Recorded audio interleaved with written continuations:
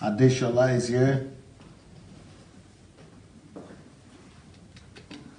Kehinde Adeniyi.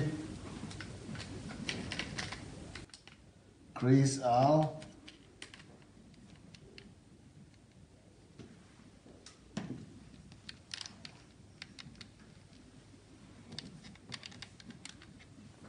Welcome everyone. Nice to have all of you. Please go invite your friends, go tag your people you care for, your family and everybody else. Invite them, let them come join us. We're going to continue our series, and this is going to be an interesting one as well, just like all the other ones.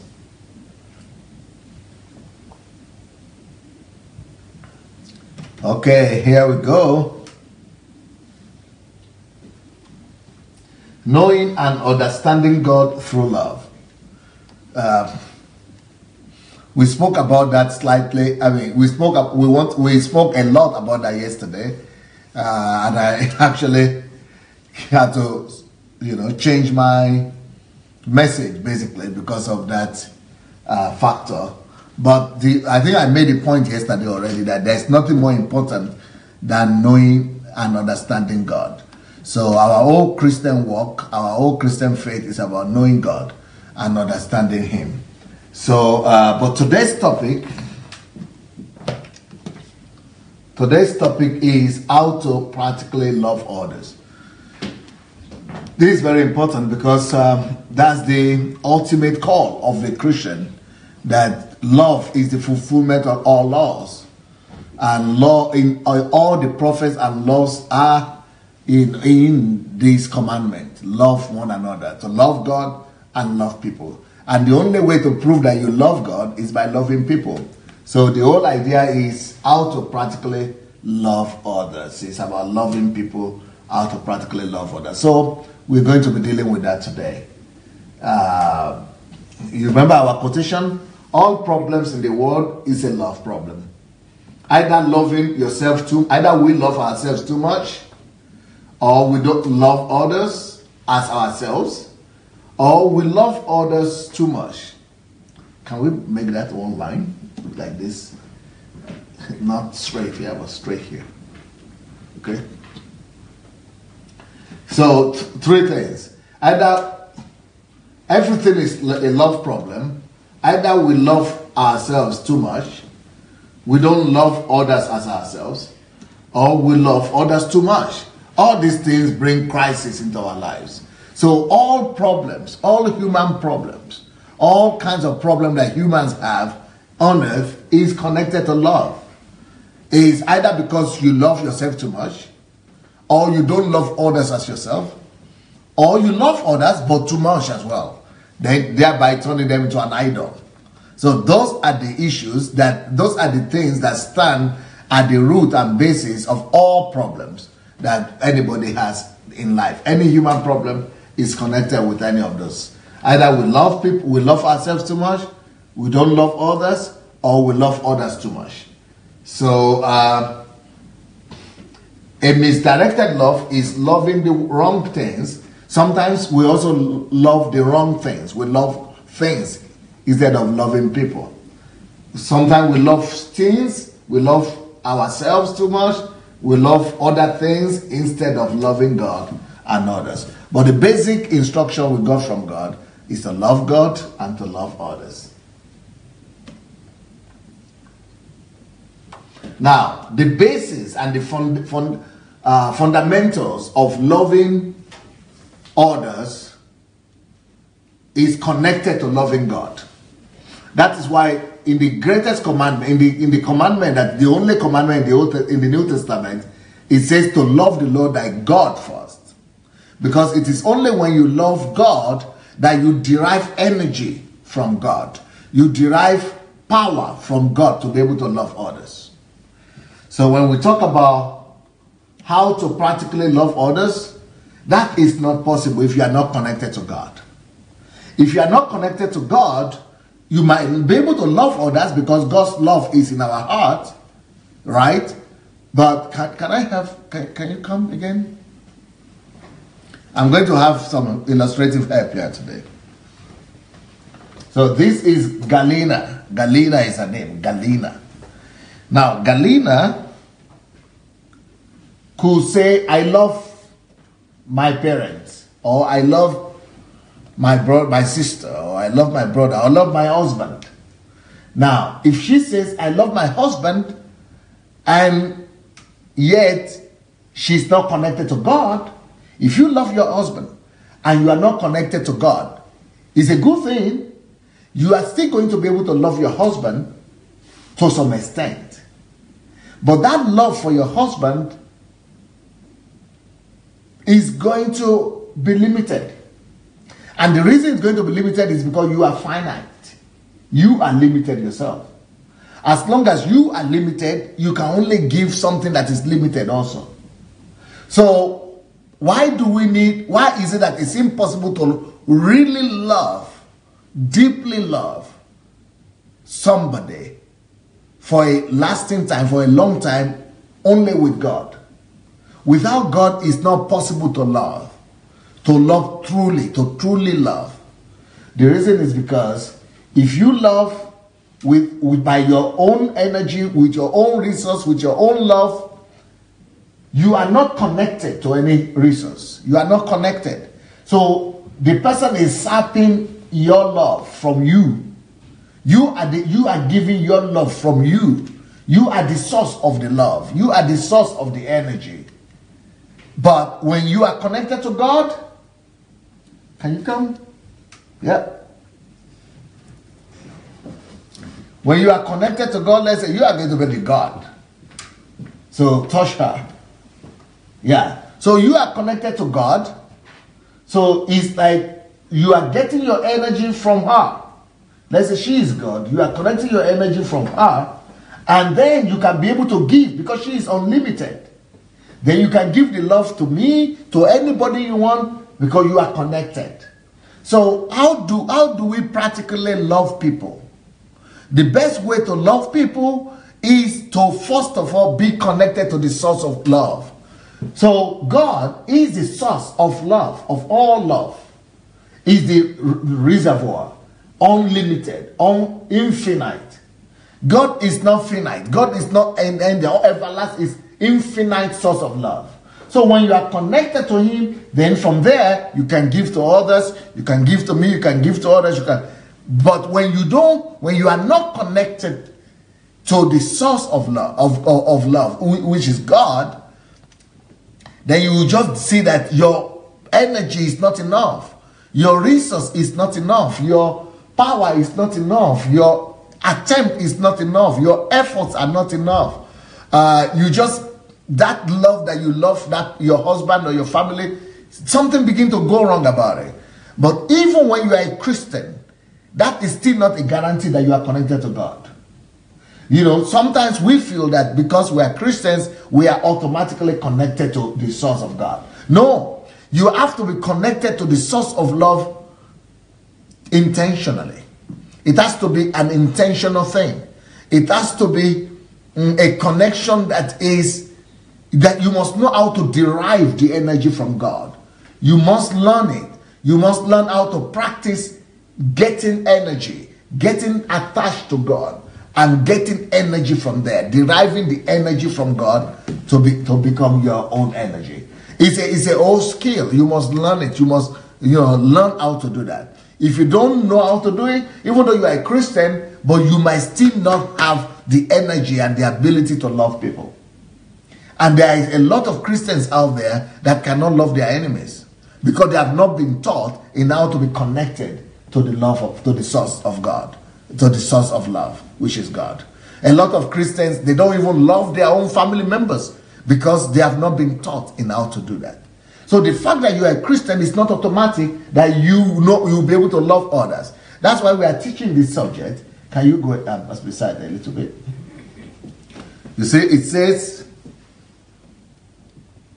how to practically love people, or to love others. Now, why are we teaching this? Because many people don't know how to do it. And because it's not working out for people. People have problem with love. They don't know how to practically love people. And that's why we are saying the very first step to take to practically love people is to develop a personal relationship. So how do you do it? How do you get energy from God? Two of you come again. So what you need to learn to do is to develop a personal relationship with God. How do we do that? You must learn to see God. You must learn to practice His presence. And then you must learn to get attached to Him. If you don't know how to do this, please go to my prayer series. In the prayer series, I taught on how to do this. But I think I'm still going to teach more on that. How to get connected with God. How to touch God. How to see God every day.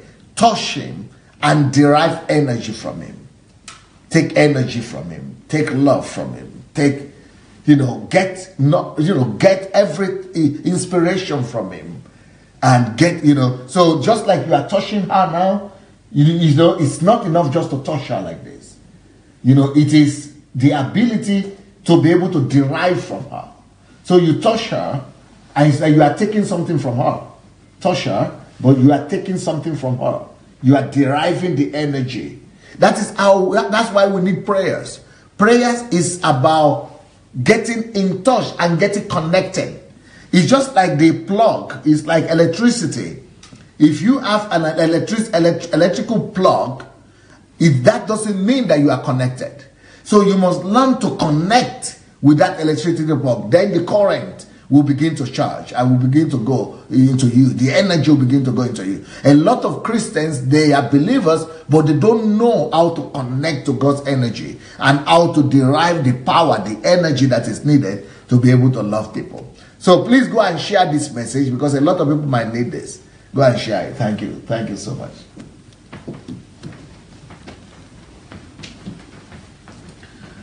So the key is developing a personal relationship with God, and through that personal relationship, you derive the energy, the power that is needed for you to be able to now, release to love other people. And if you don't know how to do it, go to my YouTube page and get the prayer series. And the prayer series, you will learn how to do that there. Receive strength from Him to love others. You need strength. You receive strength. 1 John 3:14 says, we know that we have passed from death to life because we love the brethren, you say. We are alive. We live. And when he's saying we know that we have passed from death to life, what it means that we have passed from death to life is that we have passed from death, eternal death, eternal death. He's talking about eternal death here. We have passed from eternal death in hell to life eternal with God, because we know we love one another. We love the brethren. So what secures, what guarantees your eternal life is actually love. Some people just depend on the ratio that, I've confessed the Lord Jesus as my Lord and Savior. I have confessed my sin. I have repented. As if that is enough. Well, that's not enough.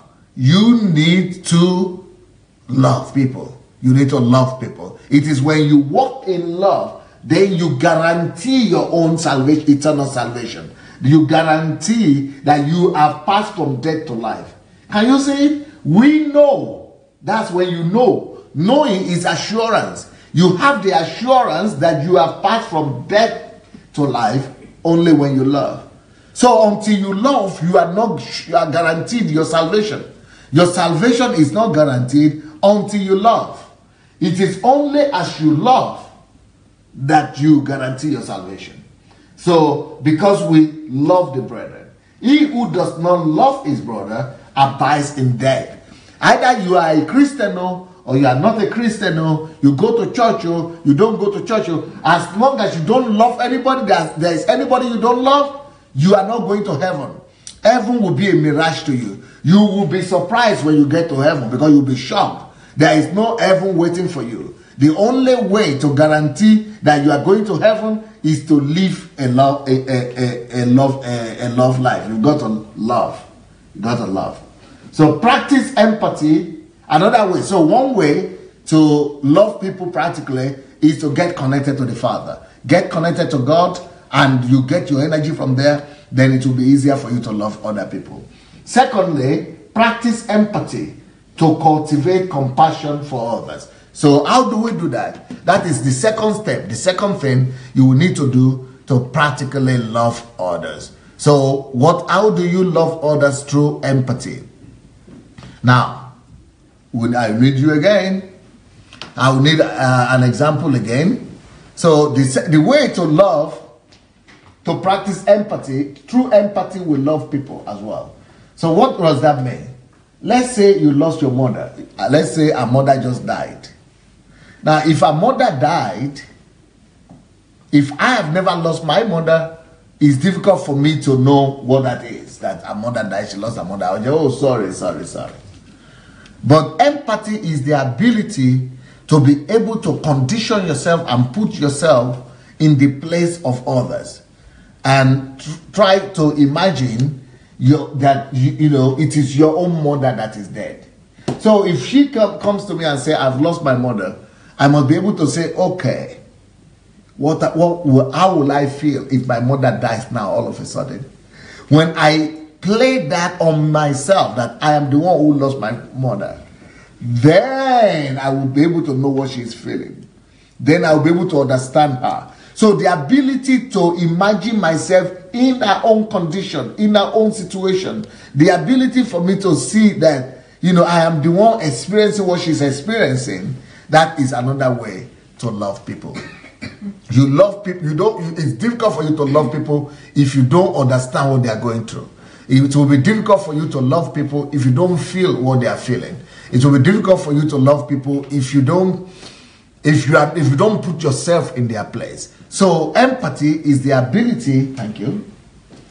Empathy is the ability to put yourself in the place of others and intentionally make yourself experience what they are experiencing. You make yourself experience the pain they are experiencing. You make yourself experience feelings that they are experiencing. So when yourself experience that feeling, then it is easier for you to understand them, and it is easier for you to love them. It is easier for you to love them. So practice empathy to cultivate compassion for others. 1 Peter 1:22, it says, since you have purified your souls in obeying the truth through the Spirit in sincere love of the brethren, love one another fervently with a pure heart. Can you believe it? Love one another fervently, aggressively.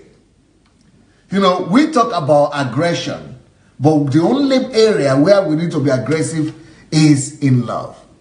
Learn to cultivate aggressive love. We must learn to cultivate loving people aggressively, being kind aggressively, being merciful aggressively, being forgiving aggressively, being aggressive in forgiveness, being aggressive in kindness, being aggressive in doing good, being aggressive in loving. That is where aggression is needed. Unfortunately, a lot of people today, their aggressiveness is in prayer, in praying for the enemy to die.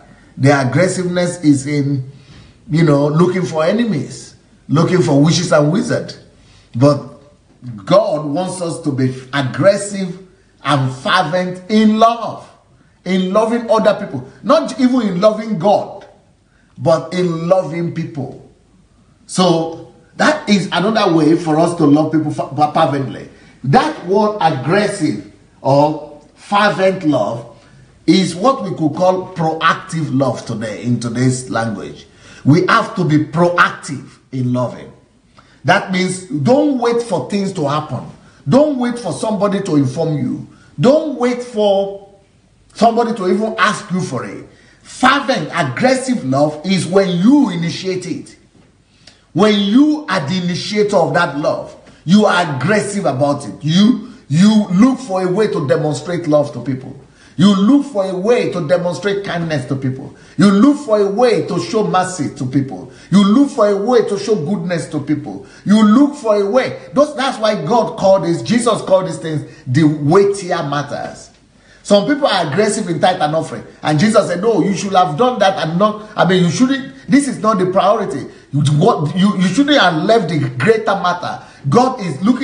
Jesus is looking at love, kindness, faithfulness, and all those things as the weightier matters. If you want to be active, aggressive in anything, not in church going, you should be aggressive. Be aggressive in love. If you want to be aggressive, not in going to sing in choir, that your aggressiveness or fervency is needed. It's in love that your fervency and aggressiveness is needed. Not in going to church every day, 7 days a week. That is not where your aggressiveness is needed. Your aggression, your aggressiveness, your fervency is needed in love. When you are fervent in love, when you care for other people, when you look out for other people's interests, when you are concerned about the pains of others, when you are concerned about what's going on in your community, when you are concerned about what's going on in your country, what's going on economically, what's going on politically, what's going on to the youth, what's going on politically, what's going on anywhere, when you are against any bad thing, when you want to go and spread love, kindness, that aggression,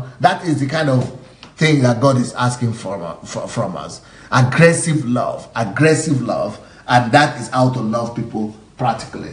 So we love people practically through the fervency in love. Love one another fervently with a pure heart. Focus on what we have in common. So another way to love people practically is to focus on what we have in common with the other people. So what does that mean? For example, we have in common. I see people who are hungry. Just like me, this person wants to eat. Because I want to eat, I know that other people should want to eat too. And because I want to eat, I should imagine it that, just like me, is he not a human being? If I want to eat, if I desire to eat, I feel hungry. Why should I be indifferent to other people who are hungry? If I want to eat, it means other people also should want to eat. Just like me, everybody wants to have joy.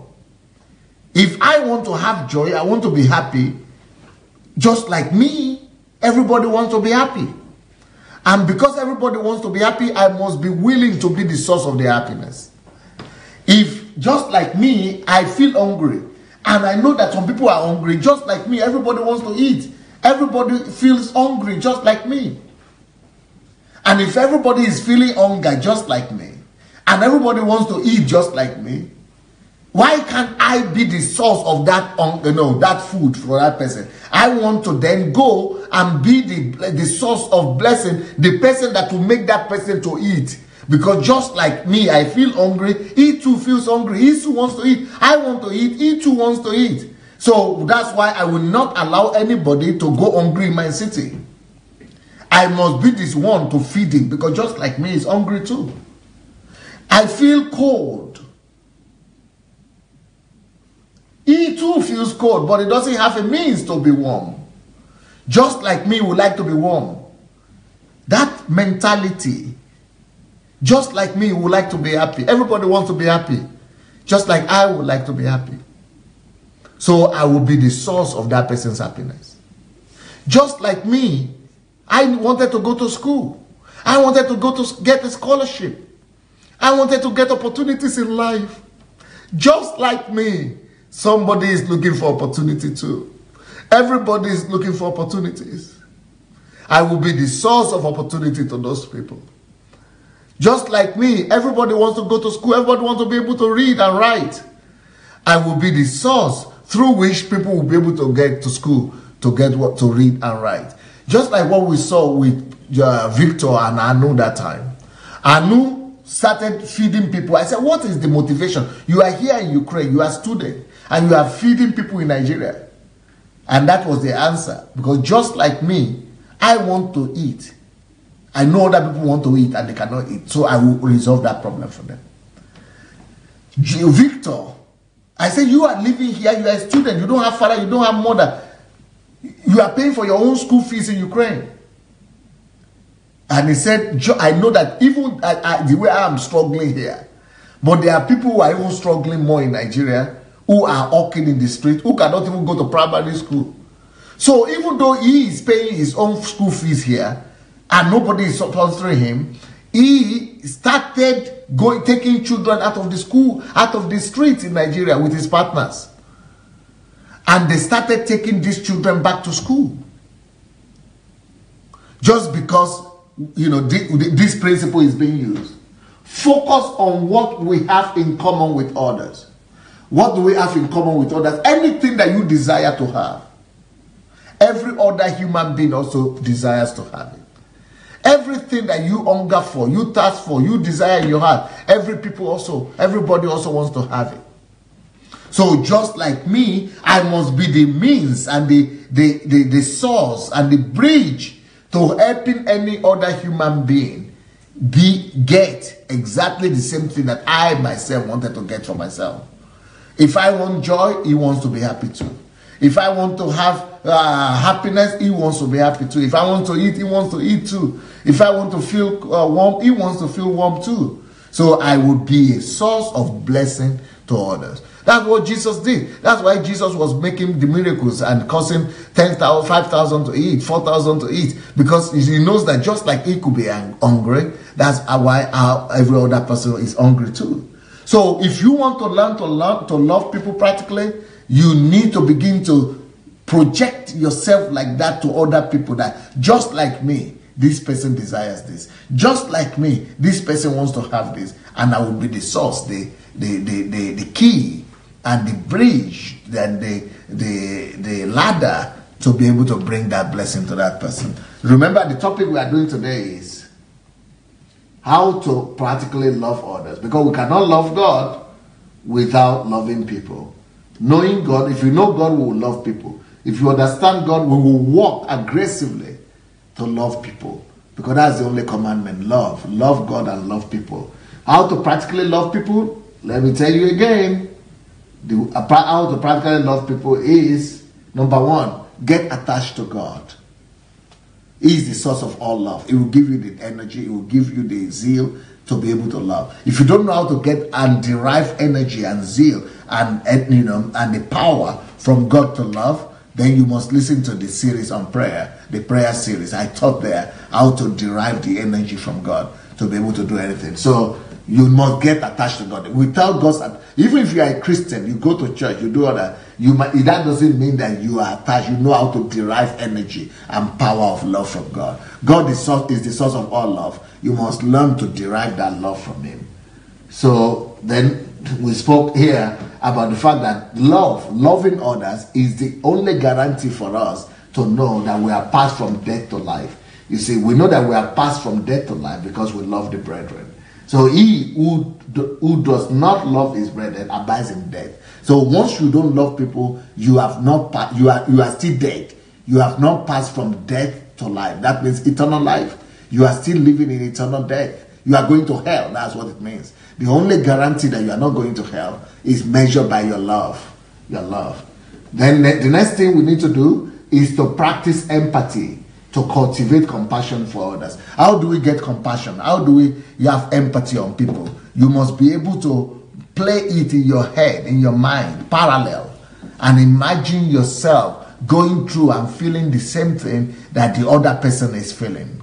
So if somebody loses his son, you must imagine that, okay, you have a son or a child and is growing up to be that particular age, and then he dies suddenly. We don't want to think like that. And especially in Africa, people say, don't confess, I cannot think, no, God forbid, God forbid, God forbid. So that God forbid is what is stripping us of empathy.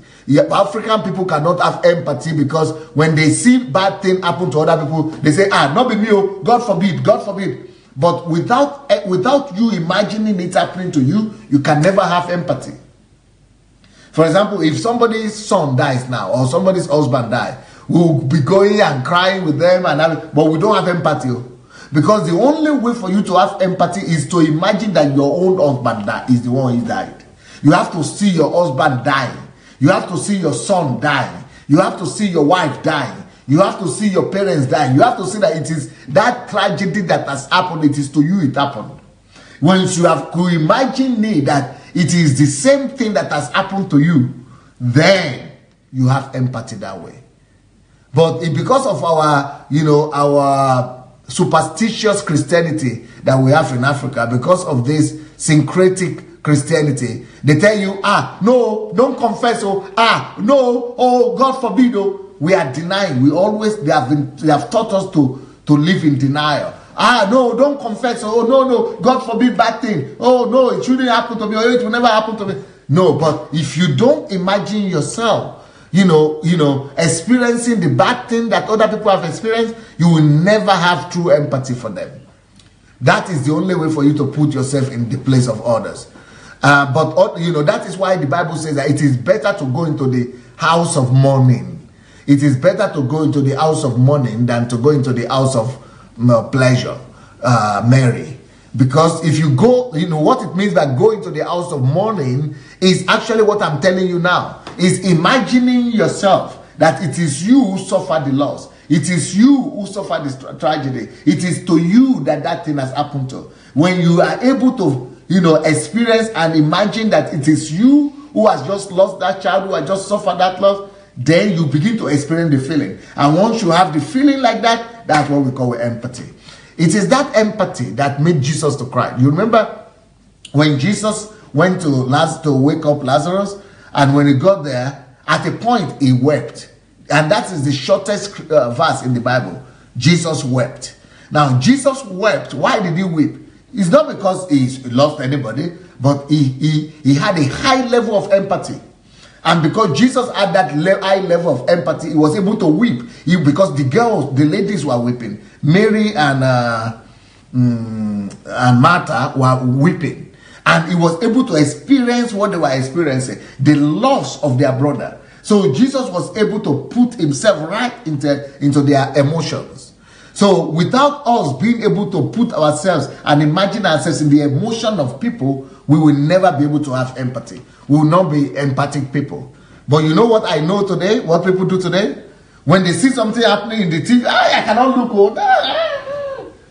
And because we are denying, we are not going to look. No, I cannot look. No, I will not see. No. That's why we are not empathic. That's why we don't have compassion.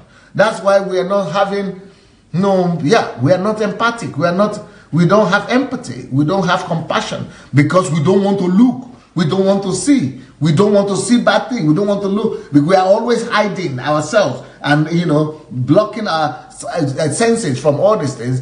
And because we don't want to have the feelings and the emotions. And we don't have the emotion and feeling, you cannot have compassion for people who are going through it. You are just seeing it while other people are going through it.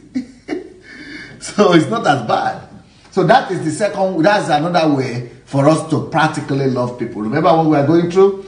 How to practically love people. Then 1 Peter 1:22 says, since you have purified your souls in obeying the truth through the Spirit in sincere love of the brethren, love one another fervently with a pure heart. He's talking about fervency. That's another way to practically love people. Fervency is talking about aggressive love, fervent love, passionate love. That is an aggressive love. If your love is not aggressive, you will never be able to love people practically. Some people love people just in their heart. Only the aggressive love is converted into action. Only when only aggressive love is always looking for who to reach out to, who to touch, who to bless, your love must be aggressive for it to be able to benefit people. A lot of people say, I love people. But what are you doing? Where are the actions? It is the aggressive love that is able to tell your brother that you want to do something about the situation. You don't just want to feel for them, but you want to do something about it. That aggressive love, that fervent love, we need it. That is another way to love people practically. You have to have fervent love. Fervent love is an action love. Fervent love is an active love. Fervent love is the love that wants to not just love people in his heart, is the love that wants to, go and do something about what he's talking about. Then the other way we can love people practically, you remember our topic, how to love people practically, how to practically love people. The other way to practically love people is to focus on what we have in common with other people. How do we do that? The way to focus on what we have in common with other people is by telling yourself, just like I desire to be happy, these people in the street, they too want to be happy. Just like I want to be happy. That is what will make you to want to be the source of their happiness. To want to go and do something for them.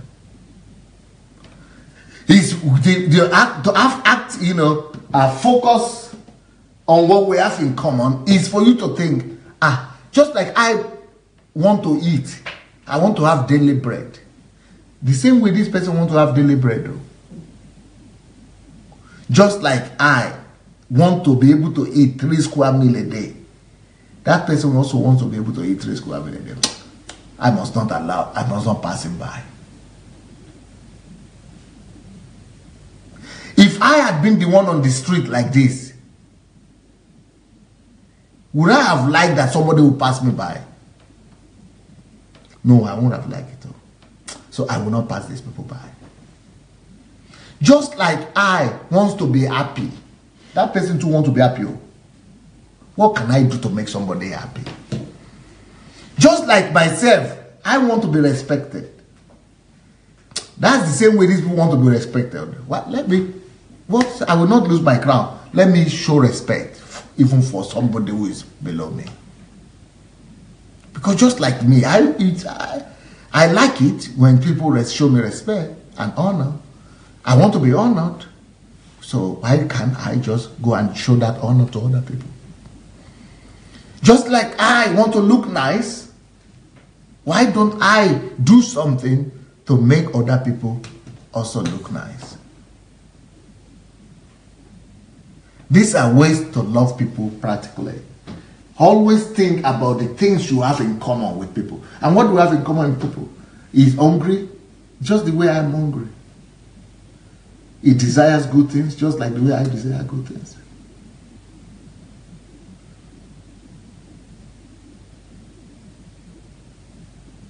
He feels pain, just like I feel pain.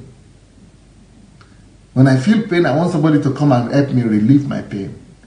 So why can't I help him relieve his pain as well? So focus on what we have in common with others. 3 John 1:5 says, Beloved, you do faithfully whatever you do for the brethren. And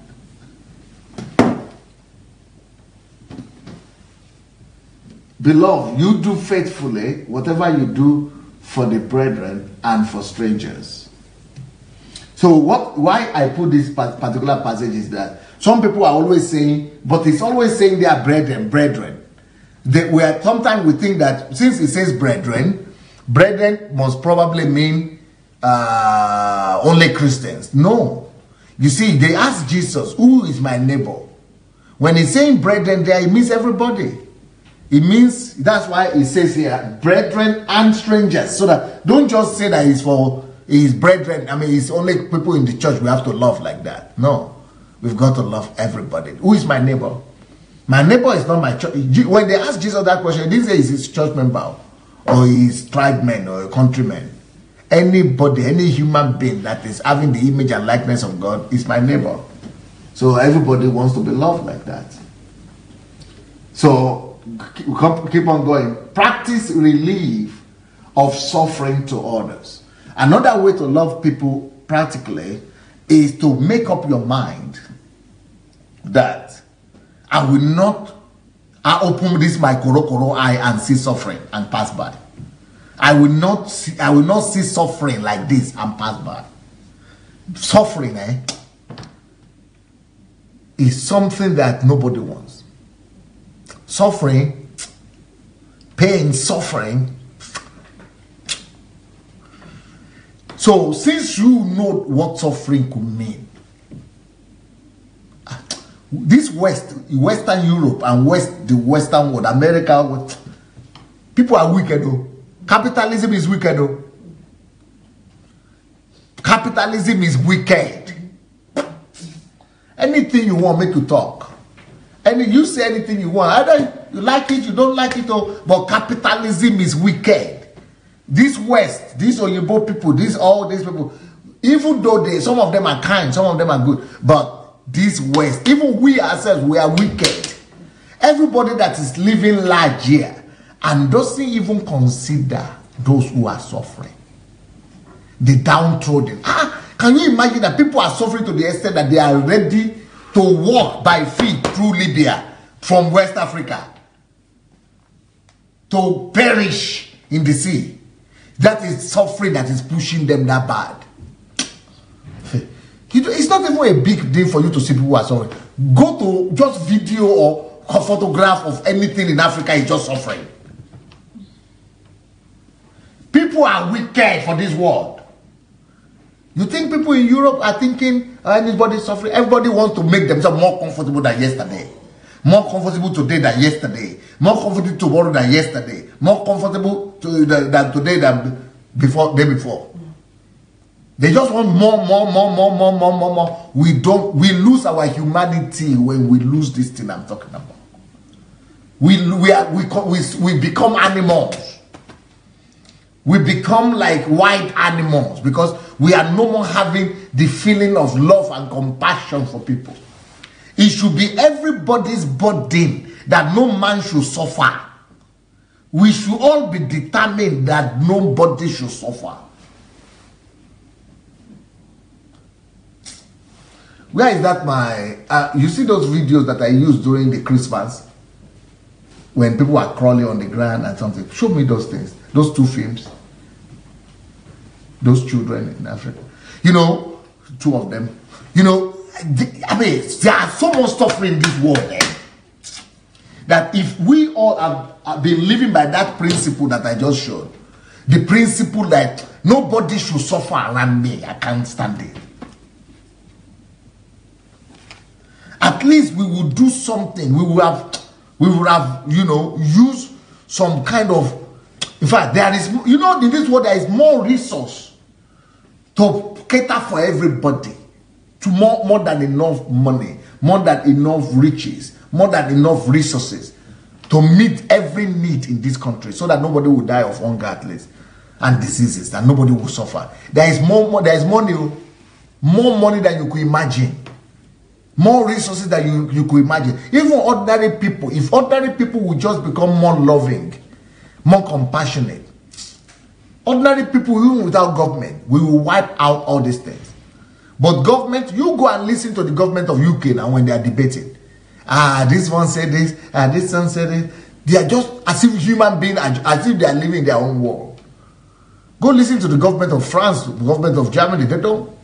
They are discussing their own statistics and things like that.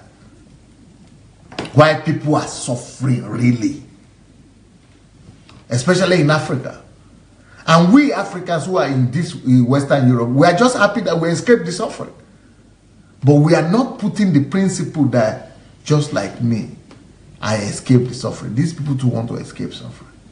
Just like me, I don't like to suffer. These people too don't like to suffer now. Just like me, I got a relief, some help. These people too want to get some relief, some help. I must be the one that will bring that relief. I must be the one that will bring the help. I must be a channel of deliverance, of relief, of healing, of comfort, of empathy, of compassion to somebody. I think we should have something here now. Okay, let's have a look here. Us deeply. This is Esther. At first, I thought she was a boy.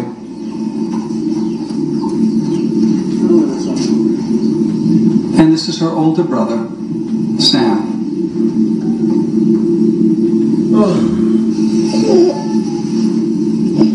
Their behinds were shriveled and laced with deep lines left by their shrinking body mass. Their legs were tiny bones covered in dried-out skin. It was clear to me that starvation had pushed these helpless kids to the verge of death.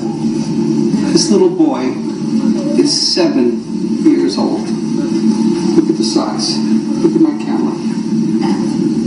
7 years old.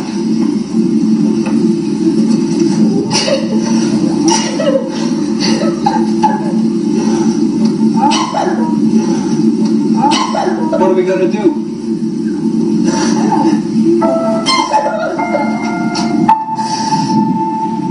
Severe malnutrition leads to death. It stunts growth and forces the body to turn on itself for food. Sam is under 3 feet tall and weighs under 20 pounds. Both Sam and Esther were also afflicted with polio. Neither of them could walk. We could not imagine why they were abandoned, left starving, lying hopelessly in the dirt. As we tried to absorb the nightmare before us and figure out what we should do, a little girl emerged from the bush. This little girl is the sister of those 2 little boys, and she was actually cooking for them at one point. Can you imagine? It was Sam and Esther's older sister, Jane, a very small 8-year-old. She had walked miles to fetch water in order to bathe her brother and sister. We and our cameras attracted a crowd. The sight of the kids paralyzed the crowd. They could only stand in horror and watch.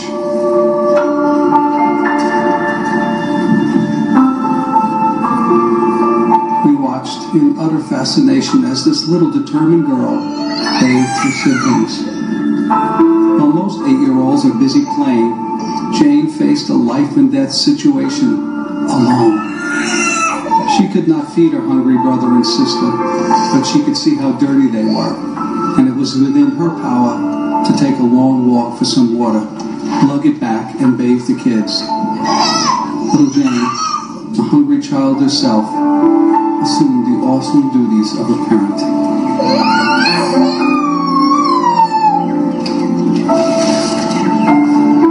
To look into the face of a suffering child is to see the depth of humanity in the heart of God, and we are able to drop all vestiges of our selfishness and desire nothing more than to see another experience relief and joy. Most organized religions, sadly, devote much of their time and energy to defending dogma or destroying dissidents. When kneeling before a fragile little boy like Sam, those kind of petty and immature religious practices dissolve into a sea of insignificance. Love is all that matters, and love compels us to reach out to Sam and Esther.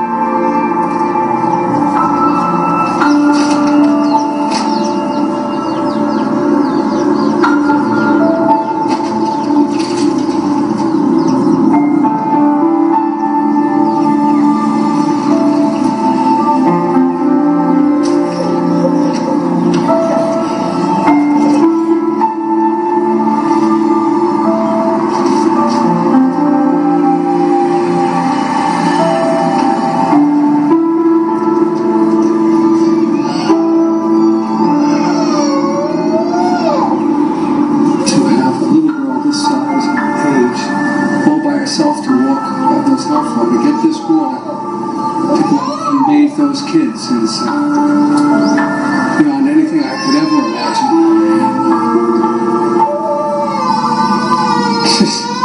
She's like a little hero, a little heroine. Amazing fortitude and strength inside the people here, even at this young age, to know what to do and how to do it. It's pretty astounding. As the little girl bathed the kids, Lori handed her a number of little packages of peanut butter crackers. We had them with us just because we never know when we're going to eat again. But what was amazing to me is a little girl opened the package, and you know she's hungry. But the first thing she did was gave it to the kids, and I was really actually quite surprised how they just devoured those cookies. I wasn't sure, what they could do or couldn't do. And then after she had given them each a cracker, she took one for herself. It's like the gospel right there. Putting others first. Well, I think that this is the challenge, is instilling hope, and that some of these kids are dying for lack of hope because people have given up on them. And the more we can instill hope in these families, the more they will try, because they know that it'll succeed. Even us, it can feel hopeless and endless because we see the need without having the resources to do what we need to do. And yet, this is what it's about, is giving them hope. We've seen a lot of sad and tragic situations, but not like this. I think this is the thing, is that every child can be yours. These kids are beloved of God, and they've been given up on. We're not going to be able to forget this place and those kids. We won't forget them, we'll be seeing them. We won't leave them. I don't like leaving them just tonight. We've got to do something so that we can make lifelong change for these kids, rather than 1 week's change, or 1 day's change, or 1 month's change. You can sit up now. After eating a few crackers, They were just starving. Just starving.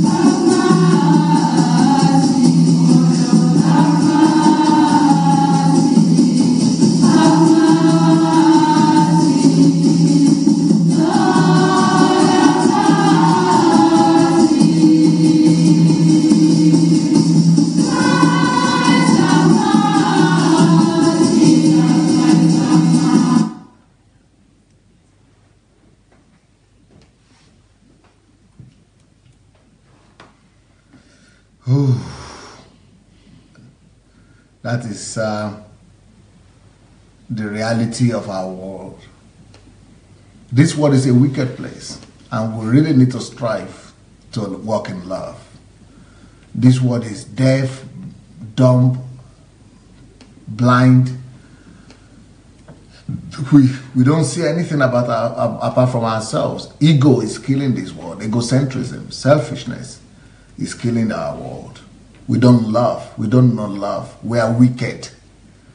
Do you know that $1 in a month is enough to take care of all these people? $1. $1. If you can just give $1, and in those same countries, like Nigeria, there are people like this, and in that same Nigeria, pastors and preachers are saying they are the richest, bragging themselves and competing that they are the richest, they are the this, they are the that. People are going to parties, spraying money, where this one is happening in the world. This is not just, I don't know what country that was, but but still, in every country in Africa, these things like this are happening. Let's have a look at another one.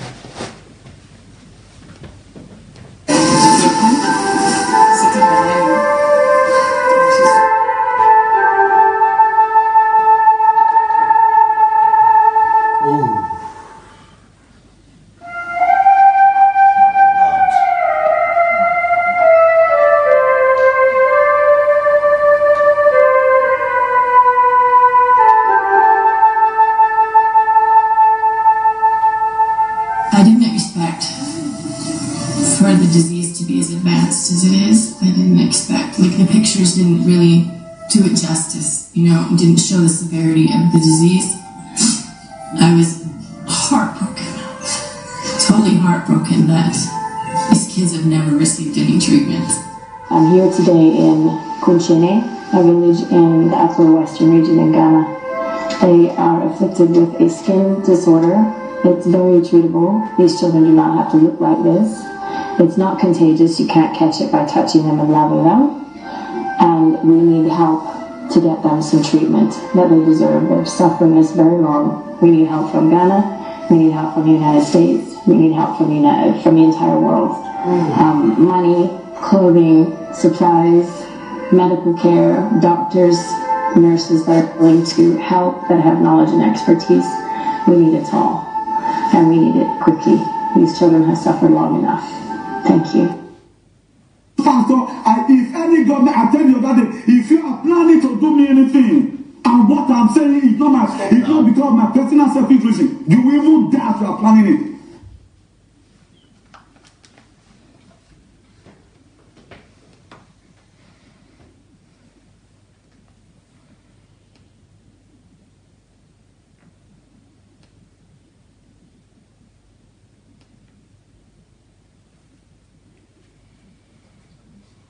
In all these countries, there are people who are comfortable.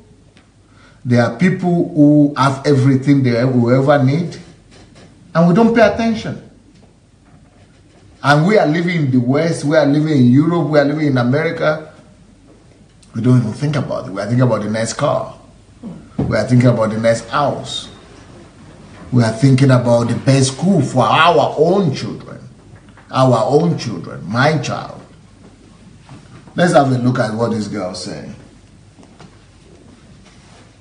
Even spiritual people, motivational speakers and leaders and artists and creators, look at some of their homes.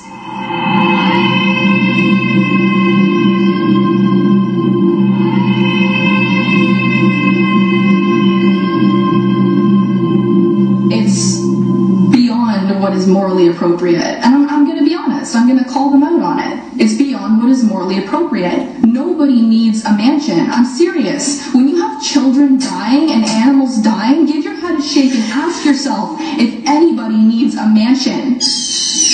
Dying, the breath is leaving their lungs. Their eyes are rolling to the back of their head and they are dying.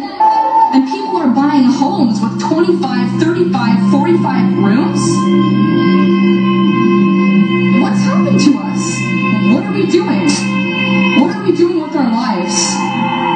We have completely lost ourselves.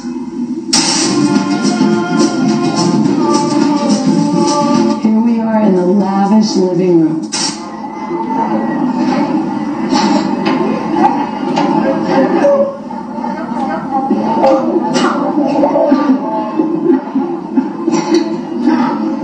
I'm not telling you to sell everything you own, but I'm asking you to reassess how you're living and what you're living for, and what you're serving.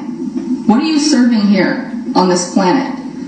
Our addiction to materialism and our fascination and worship of materialism has actually structured our economy in a way where our economy depends on us continuing and perpetuating our addiction to the material world. People's jobs, people's ability to make a living is now dependent on us continuing to want more and more and more and more. We're going to have to change. If the change that needs to happen on this planet means that we're going to have to create new jobs and change the way that we live, then that's just what we have to do. Change is difficult, but it's not nearly as bad as what we're doing right now and the effect that that's having on humanity as a whole. This is a reason to have a child. How cute is that? Okay, that's my favorite. So this is what I think about shoes. You gotta have at least 5 pair. Take a picture of it online. No, darling. You like it? And we can change. We can choose to change. We can choose what we give our consciousness and our attention to and why. So wake up and don't be controlled by this sensory perception that you have, which is the ability to see. Don't be controlled and hoard things into your reality because it looks nice. Don't live for that, because that's not worth living for.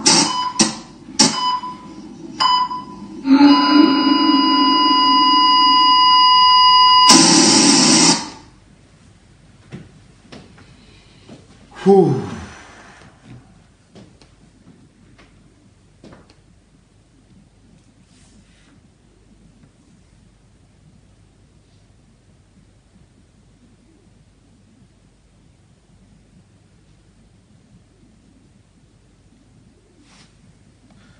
You see now why death is the most wonderful thing that God could think. Sickness, diseases. If not for sicknesses and diseases, if not for challenges and problems, some of us would never even notice these things. Our conscience will just go dead. Sometimes we say, oh, why does God allow death? Why does God allow sicknesses, cancer? Thank God for cancer. Thank God for these sicknesses. Thank God for diseases. If not for that, there will be no iota of humanity left in us. We will just be... You know, that's why I'm going back to Africa. I've done enough in Europe. I have a big house here. Anybody that's been to my house knows I have a big house. But you know what? I'm leaving everything and I'm going back to Africa. I'm going to confront all these hopeless situations. And we have to show another form of Christianity in Africa. Even though in this my house, I only live in 10% of it. And, you know, all other people are living in the rest of it. But still, Africa is horrible what's going on there. And we are all guilty. I'm guilty. We are all guilty. So, beloved, you do faithfully whatever you do for the brethren and strangers. Practice relief of sufferings to others. So, nobody should suffer. All of us should be on a mission to stop suffering. That's why Jesus was healing people. He was not healing people to make a show. I am powerful. I am the most powerful. That was not the reason why he was healing people. He was not healing people to show that, oh, you see, I have power, I'm anointed. No, no. He was having compassion. He wanted to stop suffering. We should all be on the same mission to stop suffering. Either through miracle, either through anointing, or through just bringing food, or bringing $1 a month, or anyhow you can. We should all be on the mission to stop suffering. Let's try our best to relieve people of their suffering. James 2:14-17 says, what does it profit, my brethren, if someone says he has faith but does not have works? So if we say we are believers, that we have faith, I'm not sure. Because what does it profit? What does it profit, my brethren, if someone says he has faith but does not have works? That's what I'm talking about, aggressive love. The work he's talking about here is action, love. Can faith save him? Huh? This is a surprising question. So faith cannot save people. And what do we Protestants preach? That faith, we are saved by faith. Faith doesn't save. I'm surprised. Faith alone is not enough to save people. Can faith save him? He said no. If a brother or sister is naked and destitute of daily food, and these people who are destitute for daily food, you just saw them now. They're in their millions all over Africa. In their millions. And we say we are Christians all over the world. And one of you says to them, depart in peace. We are praying for you. Be warmed and filled. That's prayer. Be warmed and filled. We are praying for you. But you do not give them the things which are needed for the body. Aggressive love. You are not giving it practically. You are having faith. What does it profit? Thus also faith itself, by itself, if it does not have works, it's dead. Faith cannot save. I think I've got to write a book like that. Put it down. Faith cannot save. Your faith cannot save you. Faith doesn't save. Faith alone will not save you. And in Africa, what we have is faith. We don't have works. We don't have kindness. We don't have love. The salvation in this kingdom is through faith and love. And when your faith is not confirmed by love, it's dead. Your faith will not save you. He said, can faith save? He said, no. Faith without works, works of love, is dead. Practice the act of kindness to others. Practice compassion for those who mistreat you even the ones who we hate, even the ones who we say we don't love, we still need to love. We still need to practice love for them. James 2:2-4 says, for if there should come into your assembly a man with gold rings in fine apparel, and there should also come in a poor man in filthy clothes, and you pay attention to the one wearing the fine clothes and say to him, you sit here in a good place. That's what Don Pedro was talking about today. That's what they have in Nigeria. They even give award now. Who is the best giver? Who is the one that can give more money? We have turned the church to Hollywood. Hollywood or Hollywood. Can you imagine? Jesus is talking about, don't mention anybody that this one, make everyone, and we are now giving a lot to even encourage the opposite of what God is saying. He said, you sit here in a good place and say to the poor man, you stand there and sit here at my footstool. You see, the pastor is saying, bringing people closer. It's unscriptural. Have you not shown partiality among yourselves and become judges with evil thoughts? That's not love. And that kind of faith is not faith. That kind of faith is dead. That is not Christianity. Manage your emotions when offended by others. Go and love them even if they are hungry. When your enemy is hungry, go give them food to eat. When your enemy is thirsty, give them water. Prayerfully reflect throughout the day about your attitude and response to others. All of us need to do this. Prayerfully every day reflect on our attitude. Let's have a video. I want to show a video about how a Muslim was saved. And this Muslim is now an evangelist, one of the most popular preachers in America today, to the Muslim world. He's a Muslim person, but look at our love.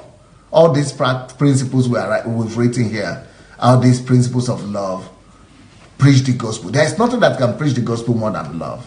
Love is the greatest, he said, by this will all men know that you are my disciple. Only one thing, love. It's not our or how fluent we speak. It's not our grammar. It's not our revelation. Love. Love is the ultimate commandment. Okay, here we go. Let's have a look here. 48% of the Muslims in the United States of America believe that they are Muslim first, they are American second.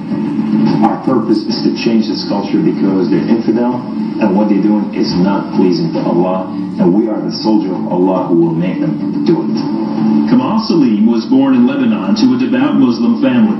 As early as 4 years old, he remembers sitting at the kitchen table while his mother taught him about the Quran and his duty to Allah and jihad.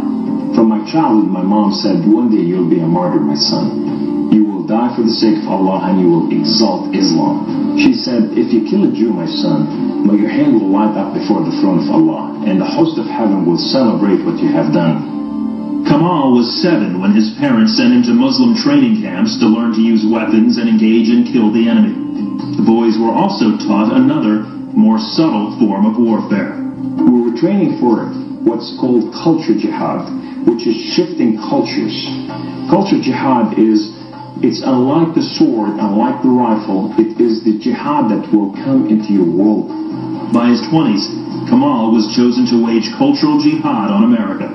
In Islam, liberty, freedom, monarchy, all these are idols, and these must be brought down. So the liberty that you have in the United States of America, it's anti-Islam. So America must be changed. So I moved to the Bible Belt specifically. But the Bible Belt was the strongest of the strongest. That's where the stout Christians are. And I want to take on the best of the best because I considered myself as a sword of Islam. I thought I'm anointed, I'm unique, I'm selected, I'm coming to a country and a culture to change it, and I have the power of Allah with me. In the early 1980s, Kamal entrenched himself in a small Midwestern town. He began targeting men from poor neighborhoods to recruit them to the Muslim faith. But one afternoon, his life would be in the hands of those he hated the most. I was going from one place to another to do a recruitment, and that day I had a car wreck. The car wreck was so severe, I ejected out of my car, landed on my neck, broke my neck in 2 places.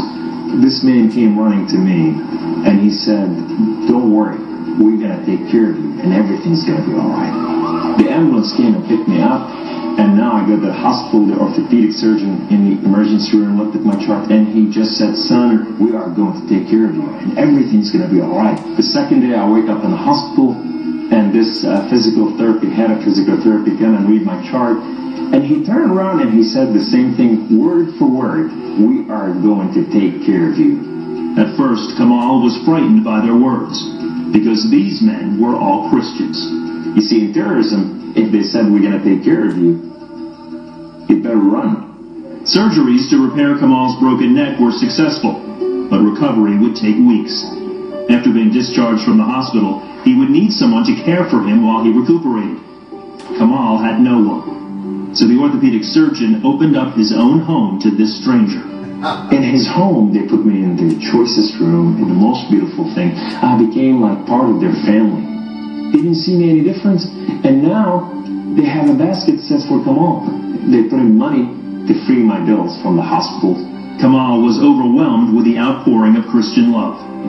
As he recovered, he began to help out around the house with cooking and cleaning. They have Jewish friends that came from Israel that they support, and now I'm hugging Israelis and I'm cooking for Jews.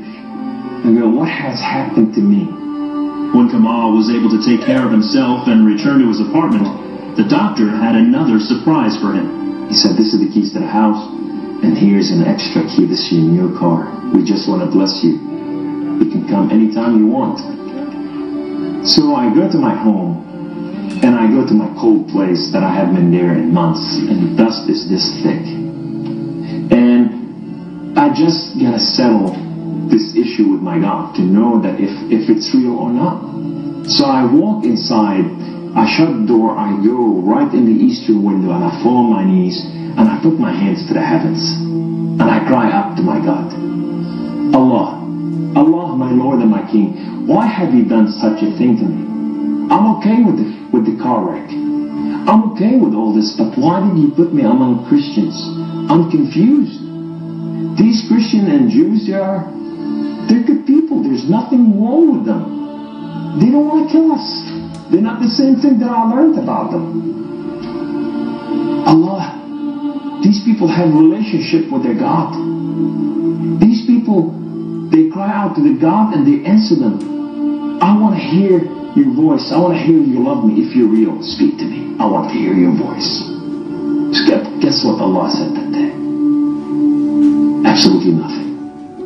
Kamal felt that because he questioned his faith, the honorable thing to do was to end his own life. So I went to reach out my guns and put it in the right place and clock out.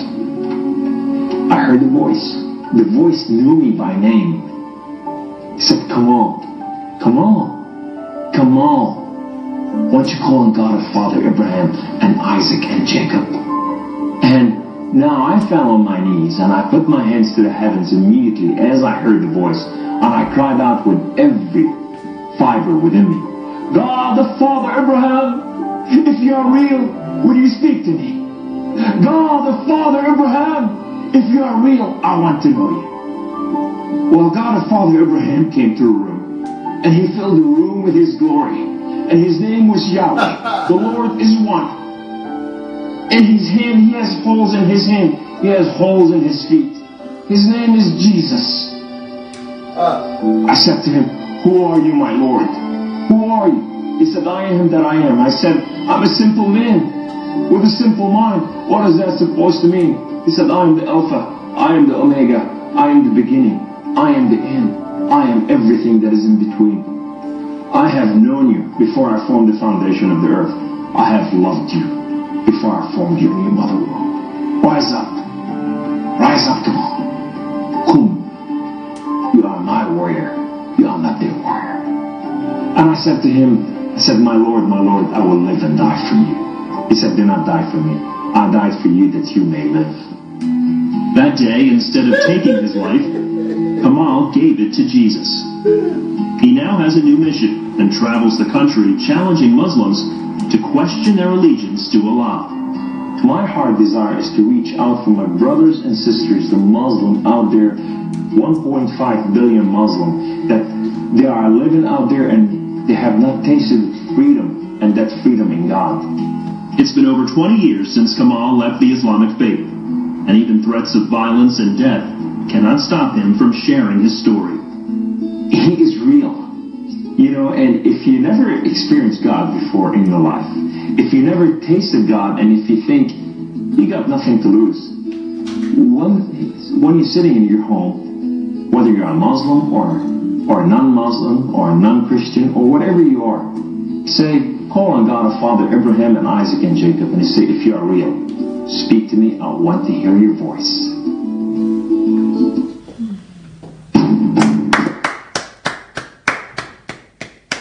What love can do. They gave him a key to a new house, a key to a new car.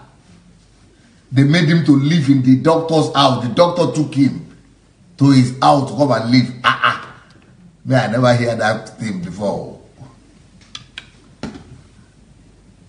Took a patient, a Muslim, who came to do jihad in America.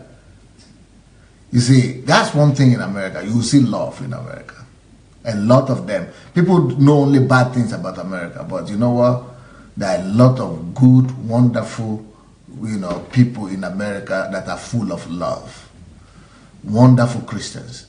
I rather would think that it is in Africa we don't know Christianity. What we are practicing in America, in Africa, is not Christianity. At least in America, there are remnants of Christians. There are still good Christians, a lot of good Christians in America. But in Africa, it's catastrophic. We need to resurrect Christianity all over again in Africa. So, the topic of today is, our whole series is knowing and understanding God through love, right? So, love like this will make us to know God and become closer to God. So, today's topic, how to practically love others. And you saw it, when you love yourself too much, you get into trouble. When you love others too much, you get into trouble. When you don't love others, you get into trouble too. The commandment is this: love the Lord thy God with all thy heart, thy soul, thy strength, and then love your neighbor as yourself. You'd like that too. So love God and love people. And then the key to love is to be attached to God and derive energy from God. And then that is the confirmation that we have passed from death to eternal life when we love people. And then the next thing we need to do to practically love people is to cultivate compassion, empathy, to develop empathy. How do you develop empathy? By picturing what other people are passing through, by making yourself feel the emotion. To repeat, you have to think in your mind as if you meditate upon what they are going through, as if you are going through the same thing. That's how you can only feel empathy for them. Then the next thing here is that love one another fervently with a pure heart. The next way to love people practically is to make your love aggressive. It has to be an aggressive love. Only aggressive love acts. Aggressive love wants to do something. You don't just love people in your heart and sit down. If you're in love, it has to be fervent love. Fervent. Love people fervently, passionately, aggressively. That's one way to love people as well. Then the next way to practically love people is to focus on what we have in common with all other people.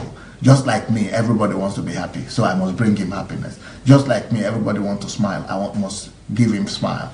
Just like me, everybody wants to, eat, have food to eat, so I will provide him something to eat.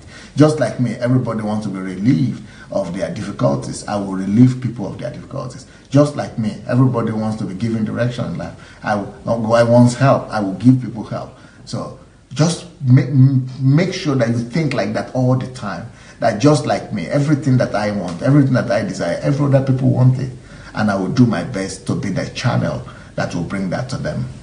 The other way to love people practically is, it says here, beloved, you do faithfully whatever you do for the brethren and others. So when we're talking about loving people, we don't just love Christians, we love everybody. Anybody that carries the image of God is the person we deserve to love like that. Practice relief of suffering. That's another thing we need to do. We have to do if we want to learn to love people. We relieve them of their suffering. So every one of us, if we are really Christians, we need to make up our mind and say, you know what? Suffering will not be around me. I'm going to do my best, at least what I can do to relieve people of their suffering. See those pictures, those videos from Africa. See those children on the ground. See those kids in Ghana. I mean, worse things like that every day in every African country. And other people are just living in luxury. They don't even think about it. In the same country. But we must be an agent of God's love. And one of the ways to do that is to stop people's suffering. Just make up your mind that you will stop people's suffering. And here it says, faith cannot save you. Faith alone is not enough. Faith must be action faith. It must be with love. You must act out in love. Then we must practice also the act of kindness to others. That's another point. The way to love people. Just show kindness. Just anyhow you can. Another way to spread this love is to practice compassion to those that who are even our enemies. And then no discrimination. You know, this is the scripture that says that you know, when people come into church who are rich and you are giving them preferential treatments, there's no love, no Christianity there. So we don't give people, we treat on everybody as the image and likeness of God. Manage your emotions. When you are offended, don't be driven by your emotion, be driven by love. Let the love in you be stronger than your emotions of offense, of hatred, of anger. Prayerfully reflect throughout the day about your attitude and response to others.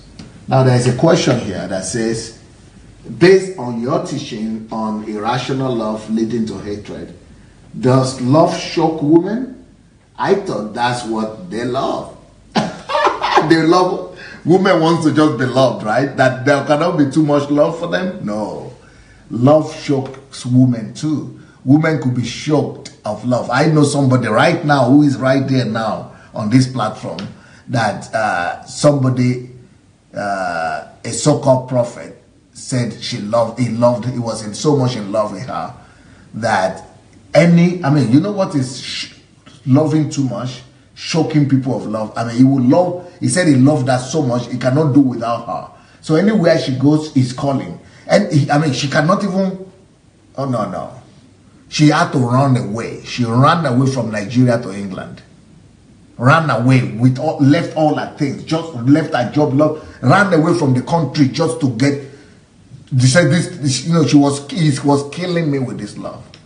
I mean, some people, it's demonic. It's demonic, yes. So women, even though they want you to love them, but they don't want you to overdo it too. When you overdo it, you kill them. And just, you know, they need their space also. Okay, let's have a look at the Embassy of God Church, and I'll be able to explain here to you. No, we'll call after the video.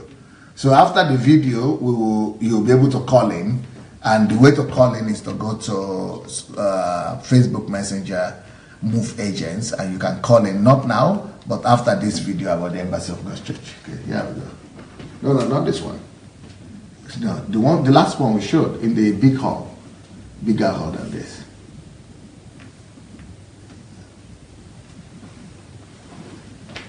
Sorry, guys. It's just, how fast is it going to be? Quick. Meanwhile, I want to tell you that on YouTube, on Amazon, we already had the two books that are on this subject that we are teaching now. They are already on Amazon, and they are here too. You can buy them here too, but they're still in the printing house. But they will be here from next week. But it's the Kingdom of Love.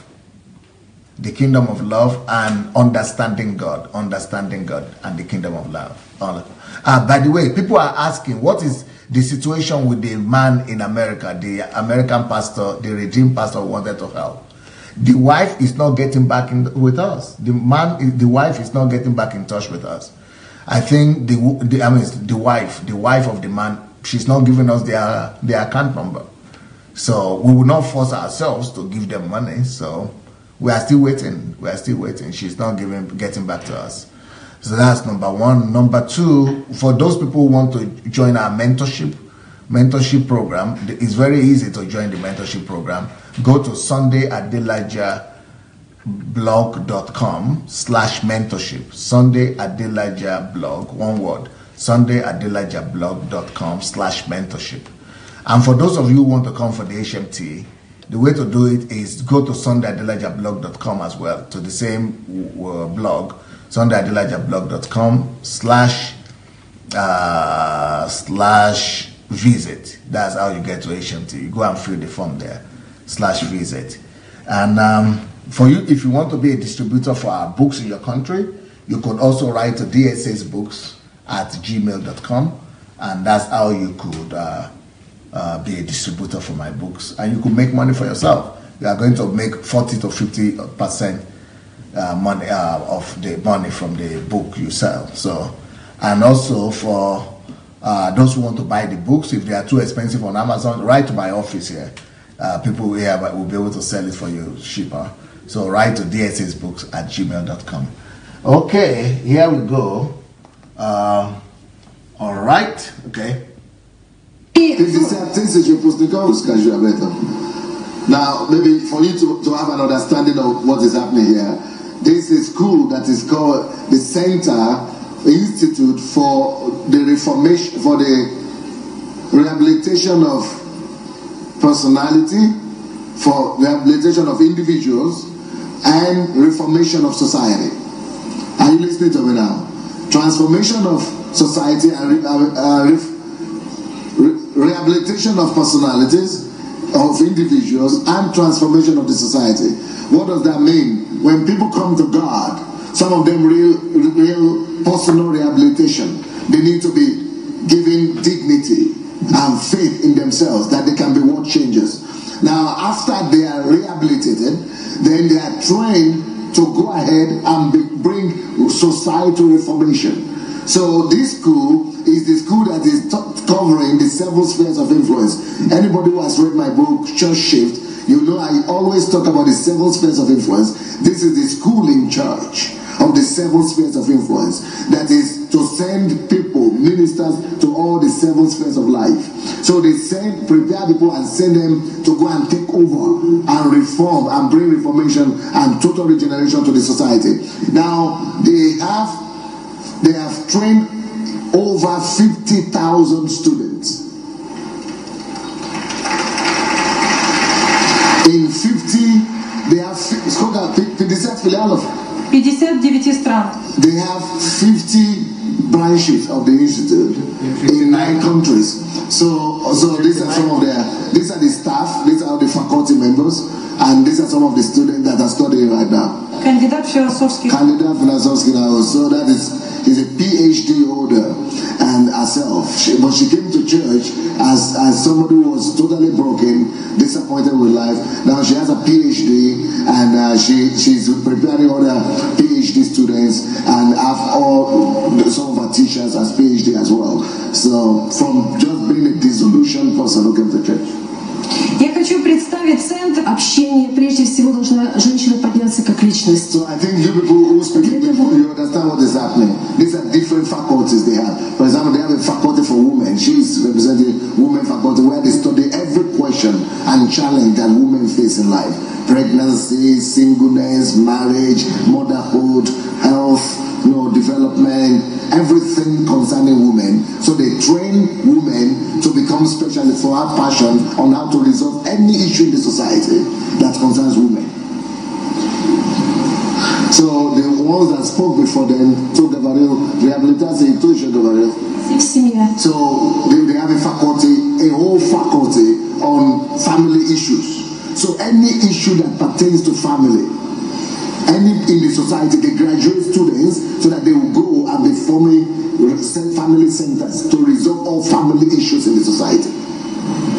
Then there is another one, the faculty of rehabilitation. So anything needing rehabilitation, you go there. If you want to work with rehabilitation manifestation of personality, of drug addiction or something. So it's a whole faculty to prepare ministers to go out from there and start social organization, begin to deal with anything relating to addiction in the society.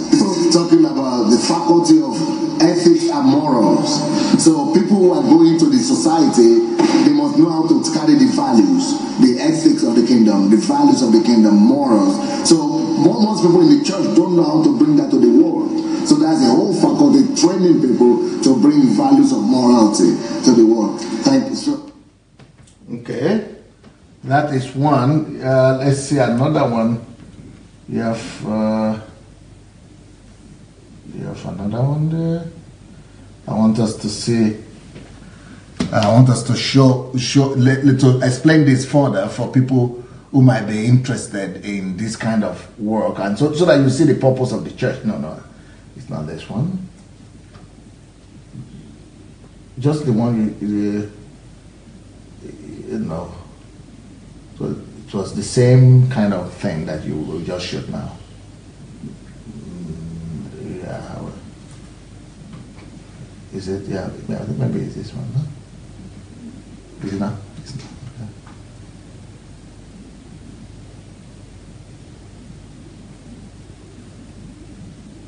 Yeah, it could be that one. No?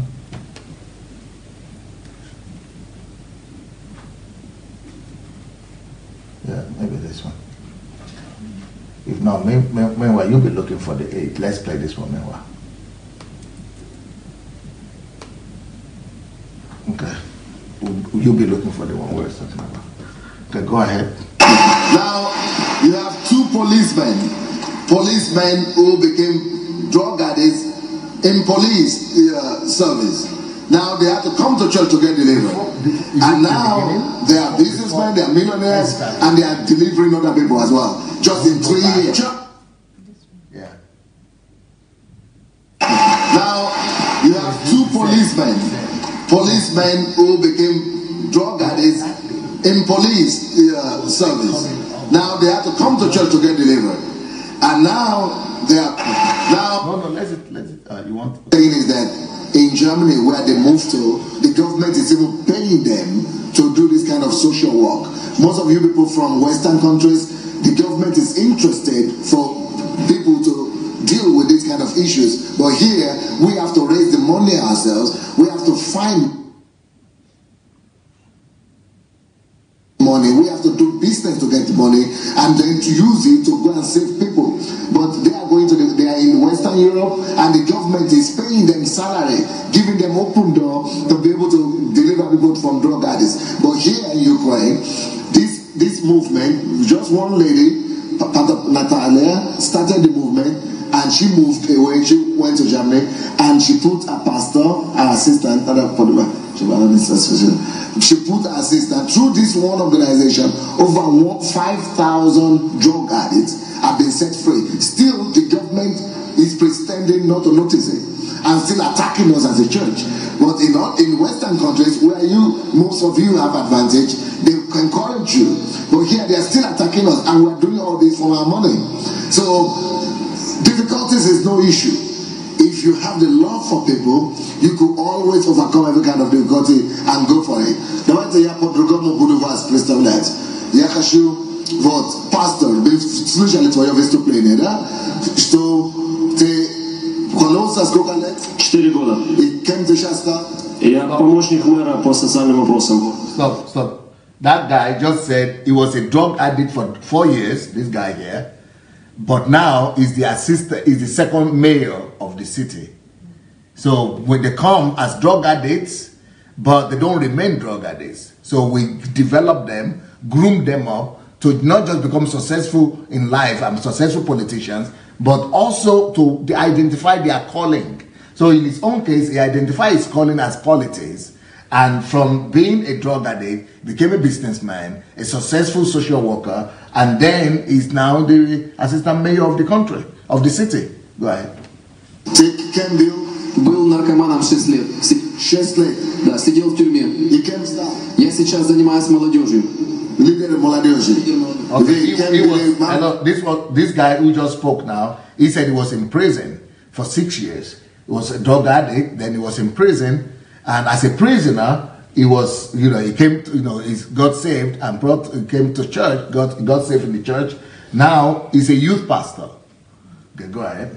Да, мама наркоман. Leader of общественного движения. Лидер общественного движения. Now that lady that just spoke, she came to church because the son was a drug addict. So she came for the salvation of the son, but she discovered that she herself needed God, and it was for her sake. So now what she's doing is that she started a national movement. So she has a renowned national movement in the whole country trying to save, their children. Yeah. Был наркоманом, употреблял наркотики 4 года, сейчас являюсь студентом Киевского национального университета театра, кино и телевидения, учусь на телережиссера и тоже служу молодежи. Go back to the face of the guy. Был наркоманом, сейчас руководитель школы диджея. Go back to the guy who just... Yeah, so that guy, he was saying that he was a drug addict for 4 or 6 years, and he was in the street. He was totally lost, but he came to church. God saved him, and now he went back to high school, finished his high school, and is now in the university. He's studying to be a TV producer, movie producer and director, and he's producing his own films already. Okay. Молодежи. Был наркоманом, сейчас руководитель школы диджея. 3 года. He was a drug addict for 3 years.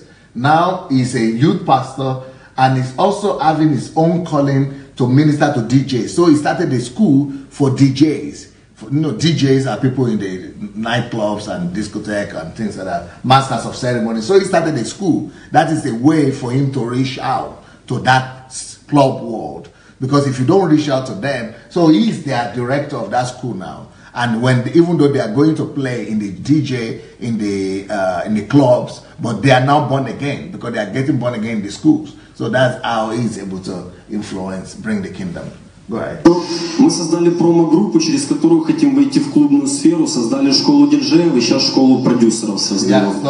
So his own calling is to bring influence into the clubs, nightclubs and discotheque and things like that. So what he did, he started the school for DJs. So through those DJs, they are bringing salvation to all those clubs in the country. And then secondly, they started a school for MCs, master of ceremonies and produce and event organizers. So through those event organizers, those people are also going to come into Christ. Okay, go ahead.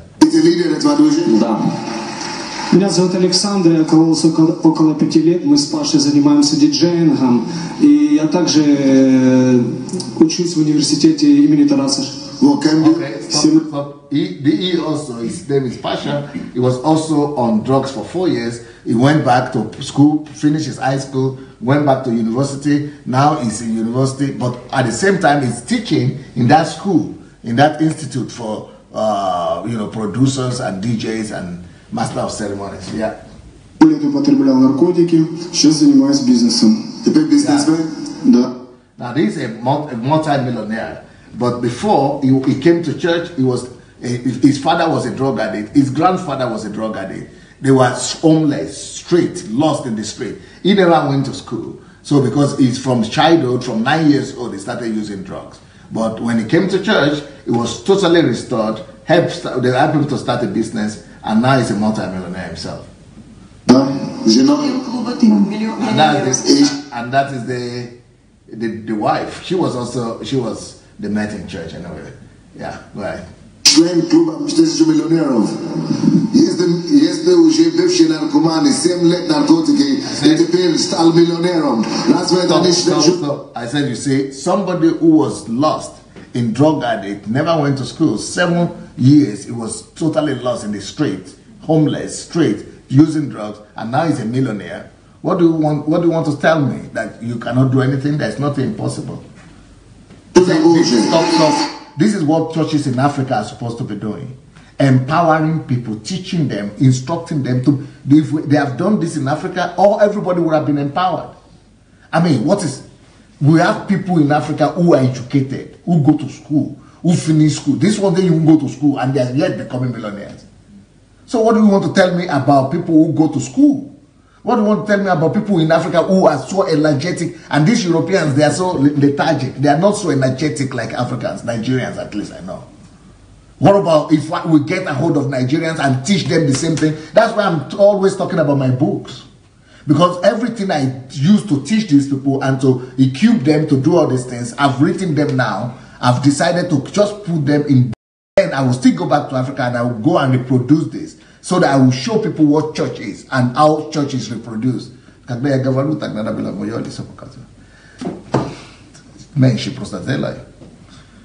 So when that's why I need to go back to Africa. I must go back to Africa and let people know that, you know, these things are not rocket science. This thing is possible.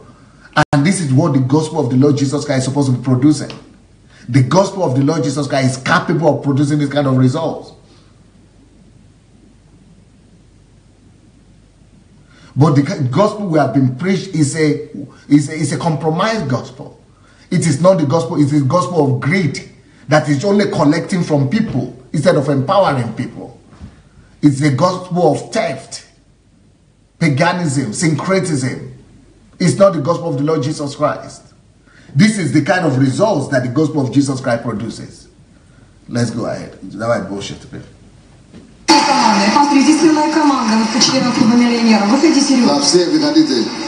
Stop. Now he's saying, let all the millionaires come forward. This is not rockets. This is not a story. This all the millionaires are coming forward to the stage right now that were producing the church in 2 years. Go ahead. So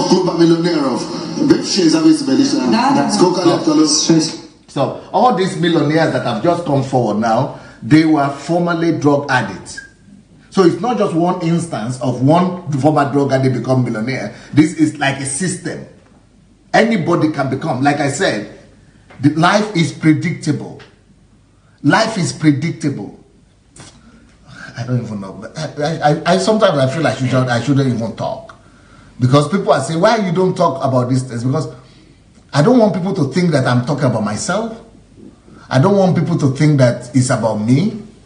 But the reason I have to mention it is because I have done it.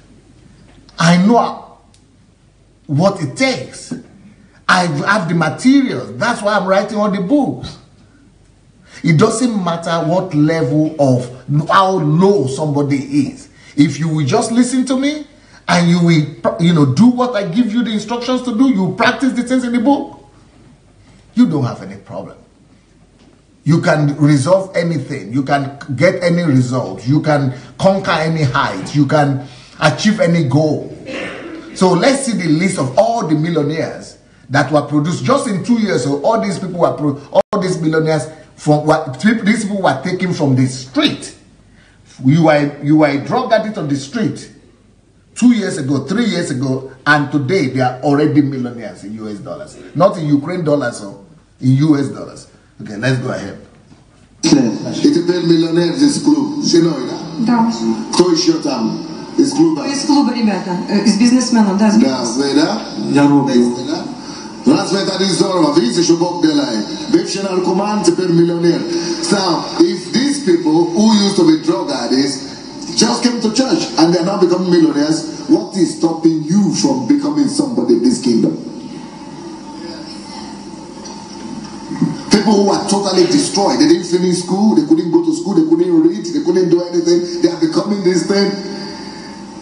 How much should I ship by them?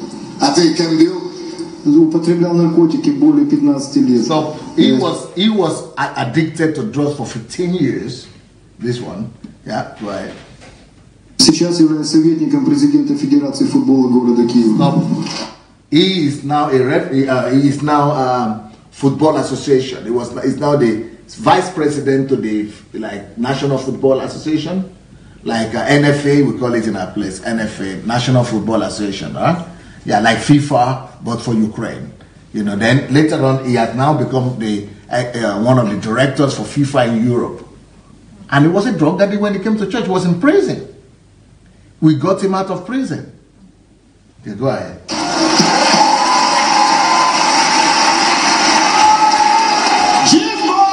didn't know. And he said of Amira, this is not from this world. Every one of them a director of a center or a pastor or a leader or a millionaire or every one of them. Just the other day, we are drug addicts. This is not coming from this world. This is not real, but it's real. Nobody is nothing. Everybody is somebody. Everybody is a world changer. Everybody is a revolutionary. Everybody is a deliverer. Everybody. Yeah! Come on! You see what is happening? This is just one man. You come, husband and wife. One guy was almost dying, let's say 9 years ago, came here, got saved in this church, was empowered and impacted, became a deliverer. We were sent forth to pastor a church. Can you imagine? These are just people that God saved and rehabilitated just through him. Stop. Go back a little bit. Yeah, this is a new team here on the stage. These are about 500 or 800 people on the stage here.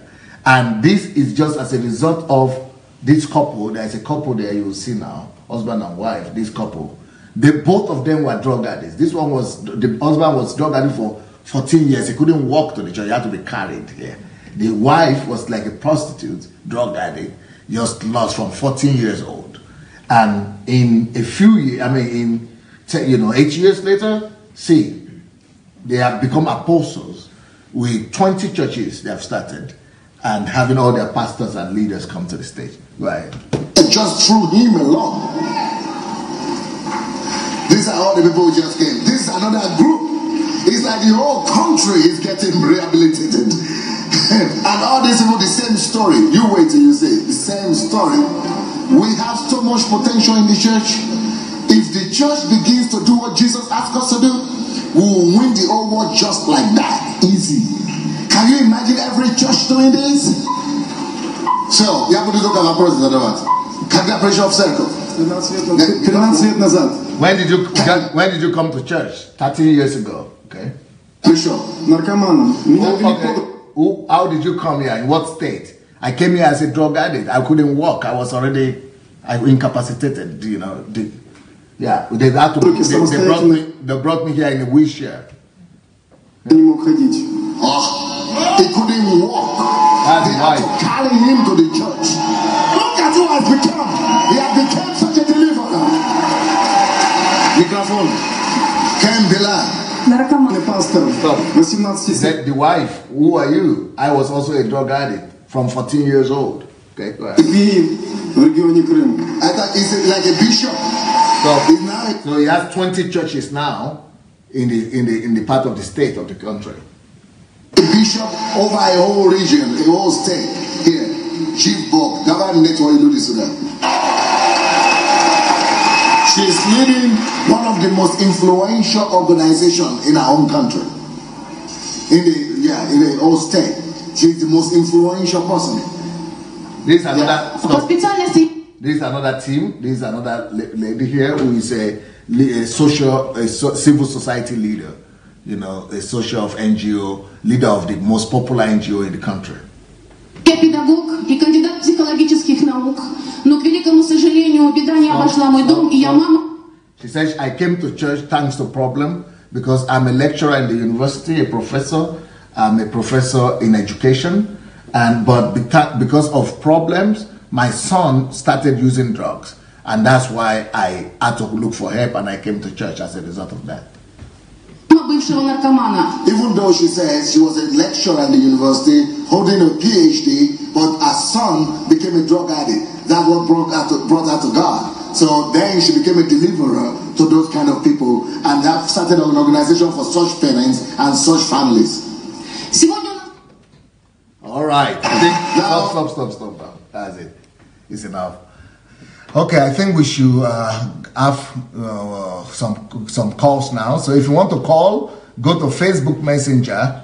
Go to Facebook Messenger Move Agents, and you can call and express your feeling. So today's topic is how to love people. This is all as a result of love. So if you want to know the secret of the work in Ukraine and why we have the result we have, simple. loving people, doing things for people, not for yourself. Don't use church to enrich yourself, to better your life. Use church to better people's lives. Hello? Hello, DSA. Yes, sir. Good afternoon, sir. Yeah, is that Osaro? Yeah, it's Osaro. Yes. Good afternoon, sir. We did hear you, sir. Thank you, sir. For the wonderful teaching. Oh, yeah. You know, the teaching of yesterday is so powerful, and today is just like the icing on the cake. Wow. You know, it's just, you know, I'm so blessed just listening to it. I'm touched, I'm refreshed. I just want to thank you, and I want to thank God for your life. This type of message is the message that we need in the church. This type of message will change Nigeria. I am very certain of it. Because this is the power of the gospel right there. The power of the gospel that is able to save and change people. The power of love. Yes. Everything you are saying is spot on. Everything you are saying is the absolute truth. It is the word of God unadulterated, coming out directly from the throne of grace. This is the message. And anybody that listens to this message and that walk with this type of teaching that you are giving, it is just blessed.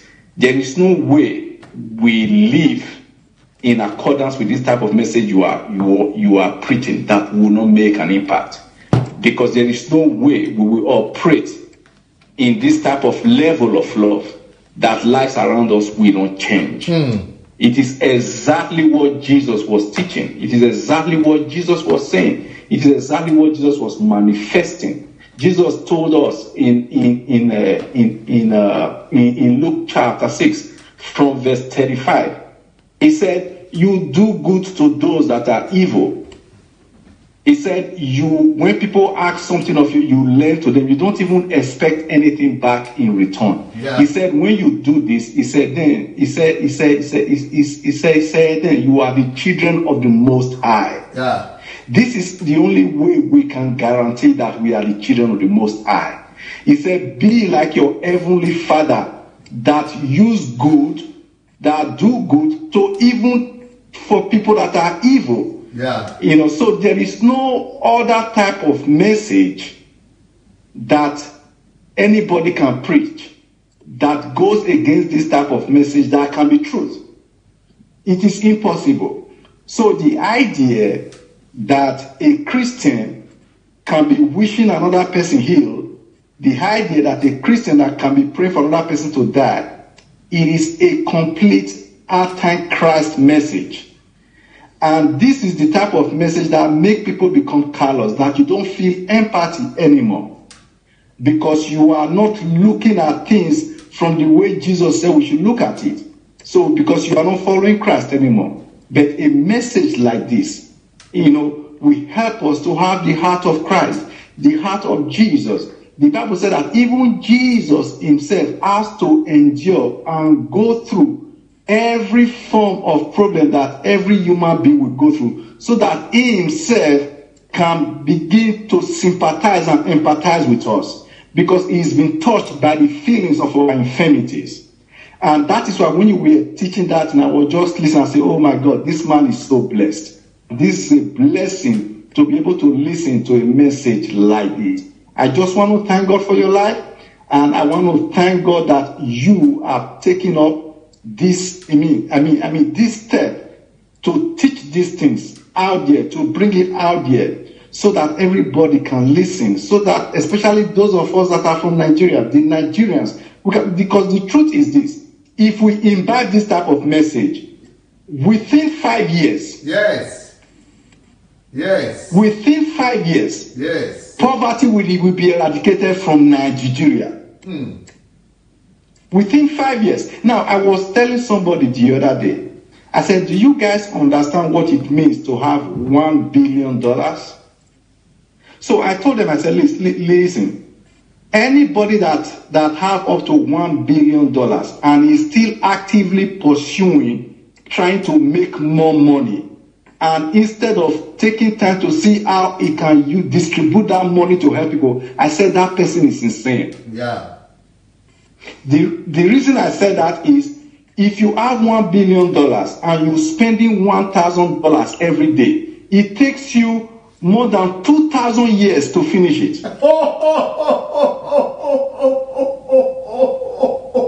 2,000 years? Yes, it takes 2,370 something years. If you spend 1,000 every day? Every day. That means if you have $1 billion, since Jesus came, you will still be spending it now. You won't finish it if you are spending $1,000 every day. Chineke. So you see how we are so blinded. This teaching, DSA, I'm telling you, I'm sitting here and I'm listening to you. You see, I'm encouraged. I'm falling in love more with God. I'm encouraged to fall in love more with my fellow human beings. We take a lot of things for granted as Christians. This is what Jesus was talking about in the scripture that you are teaching, DSA. And this is what every one of us should strive to follow, to be exactly like, because the truth, just exactly like you said. When we stand before God, what will matter is how much love we have inside of us. Wow. That is all that matters, because the truth is that is all that matters to Jesus. Everything Jesus did was in love. He is the epitome of love. And that is why yesterday, when we were talking about those so-called men of God in Nigeria striving to be like Elijah, striving to be like this, I was so happy when you were saying it. Because Jesus is the express representation of the Father. He is the one that we strive to be like. He is the apostle and the high priest of our profession. Yeah. The Bible says, consider him who is the apostle and the high priest of your profession. What the word there, consider, means to intently look at, to intently meditate upon, to pay attention to. If he take a step, we take a step. If he smiles, we smile. If he cries, we cry. If he moves, we move. We are completely trying to follow him. And everything you are preaching is how Jesus sees things. And this is what he was telling us. I am so blessed by this message. Message of love. Thank you so much, DSA. So Osaro, what you are saying is that the message of love can actually solve Nigeria's problem. It is because the problem of Nigeria is absolute selfishness. The average Nigerian is selfish. Why? Because the ones that are leading have taught everybody to be selfish so that they too can grab from the people. So what they are doing is this. In the process of them grabbing from people, they turn the people's attention to themselves. So the people trying to aggrandize themselves give to them because they think giving to them is what will make them get whatever they want from God for themselves. So the people have become selfish. So if they see anything that they think they cannot get anything from, they will never be part of it. And that is anti-love. Love is about putting all down where you even know you are not going to get nothing from. Love is complete selflessness. But even the pastors are like that. I said the pastors are like that too now. Yes, that is the problem. They are all like that. They are all like that. They don't understand the meaning of empathy. It's just like you were teaching today. What you were teaching, to be able to put yourself in another person's place. And the truth is this, that thing you said is so powerful. The truth is this, even a true intercessor, every time the Holy Spirit moves you to pray for somebody, it makes you feel in your heart what the people are feeling. That is what makes you cry and pray like there is no tomorrow for other people, because the Holy Spirit is helping you to feel what he is feeling for humanity.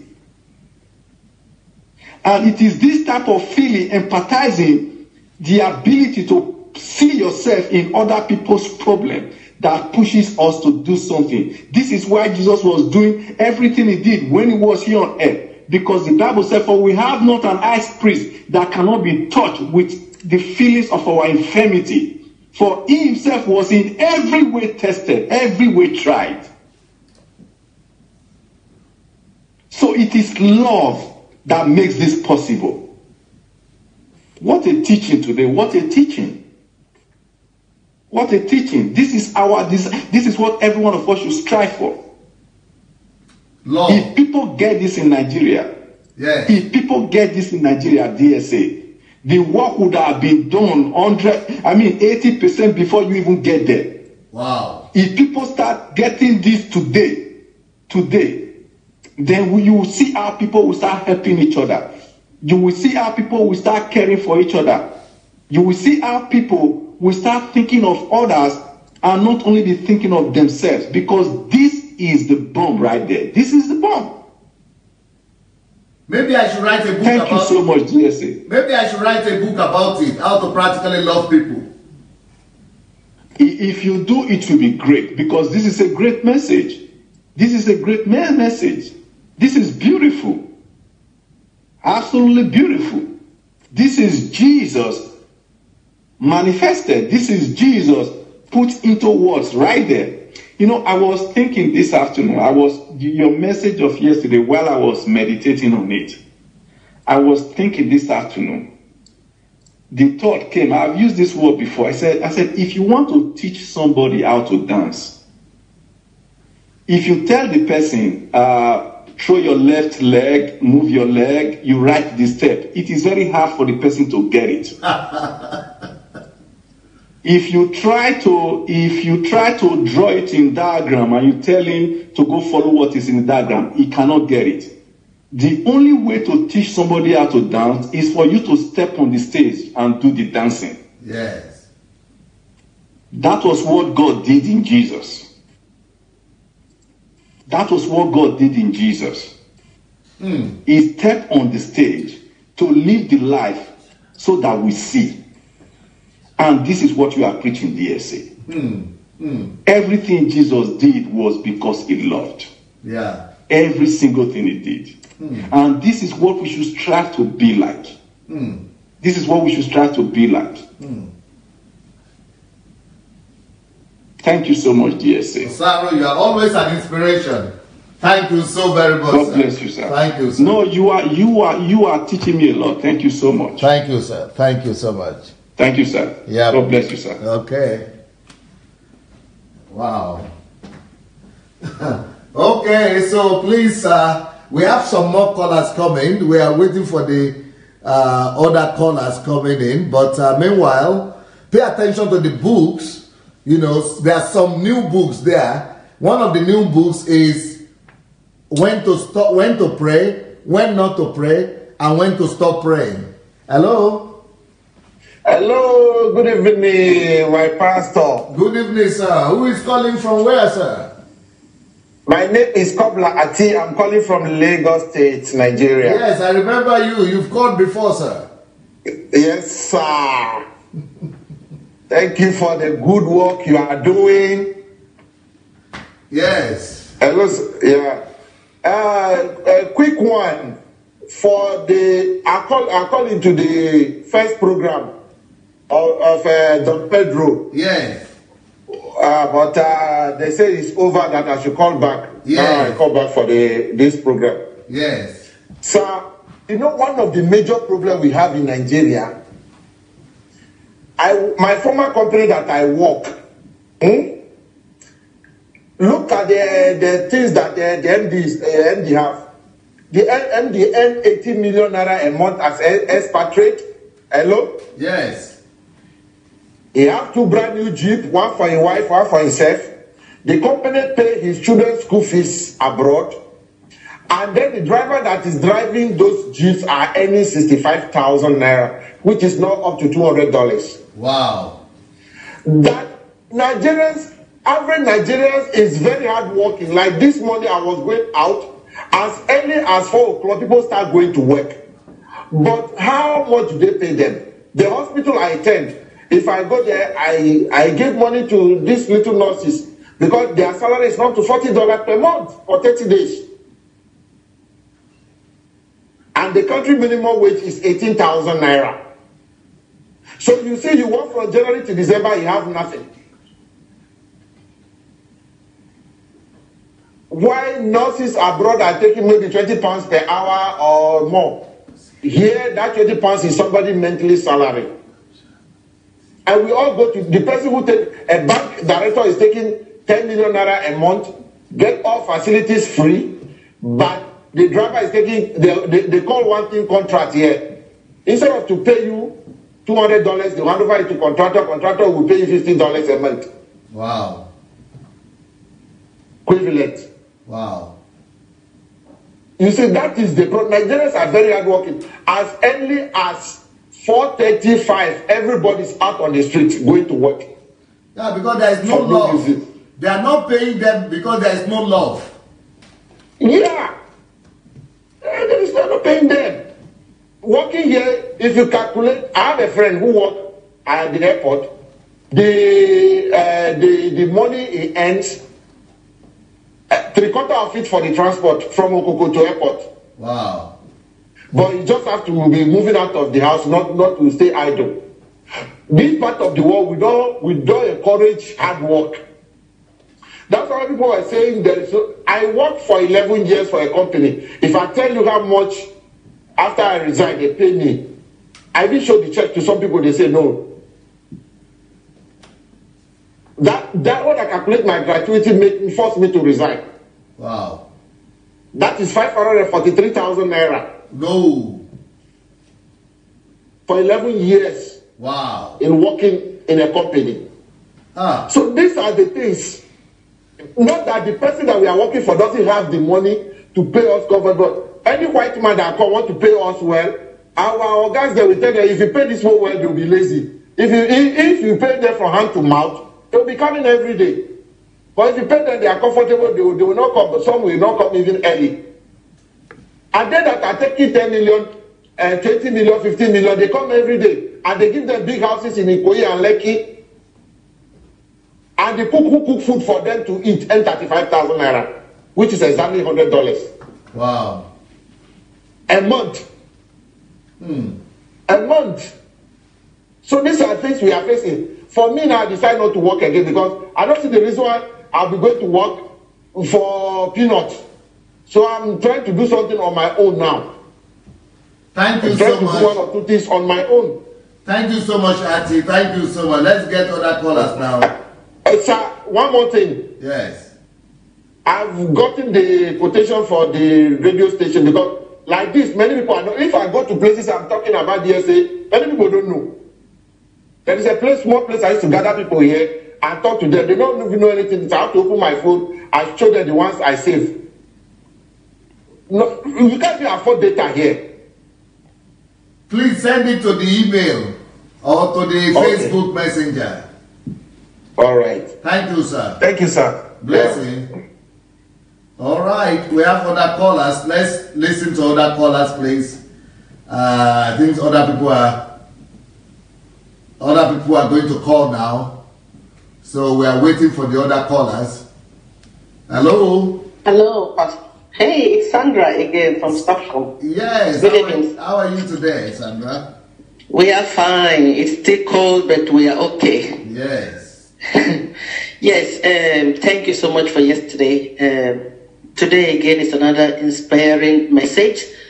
Actually, I didn't really want to talk about it, but I thought I should speak about it. It's not to show people that we are doing things. In December, you told us about if we want to celebrate Jesus, we should bless someone. Yeah. And I was really speaking to the people in we have a very small prayer group in the Skype. So I told them about this, and I told my children, my son and daughter, that it's not going to be Christmas present, so I'm going to use the money to help someone. Because when I went to park the car and I was coming home, I heard a voice very clearly to my left side of my ear. It said, "Widow's mite." And so I turned and I looked. I said, I couldn't see anyone, so I said, oh, God is speaking to me.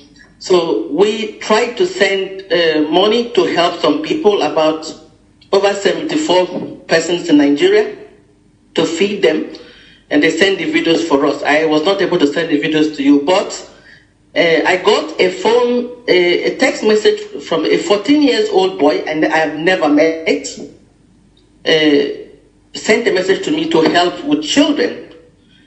And I find out that the mothers in that community, they couldn't go to hospital to register themselves for health care, so the children were suffering from the same kind of disease those kids were showing in the TV, in the program today. And so what we did is that I tried to speak with one or two persons in our prayer group, and I said, okay, this is urgent, what do we do? So there were more than 20 women, but we tried to gather money together, and then we sent money 2 days after, so that all those mothers could go and register themselves and get their children vaccinated to avoid the sickness. So when you show this today again, this is what we have been talking now here in Sweden, and I've been speaking to a few people I know, that whatever you have, just give to us. We're going to just send the money, help distribute to women, to mothers to get registered. And when I saw this program of women taking place to stand for other women, it's so encouraging, sir.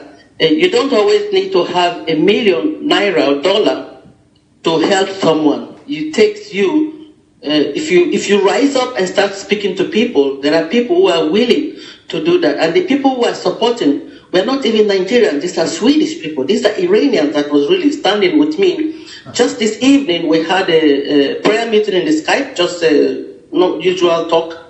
And one of them asked me, Sandra, do we need to send money to those mothers? Again, more of them. I said, yeah, we need it. If you send the money, we're going to send to these mothers to get themselves registered, and so that these kids get good health. Sir, thank you so much. It's such an awareness.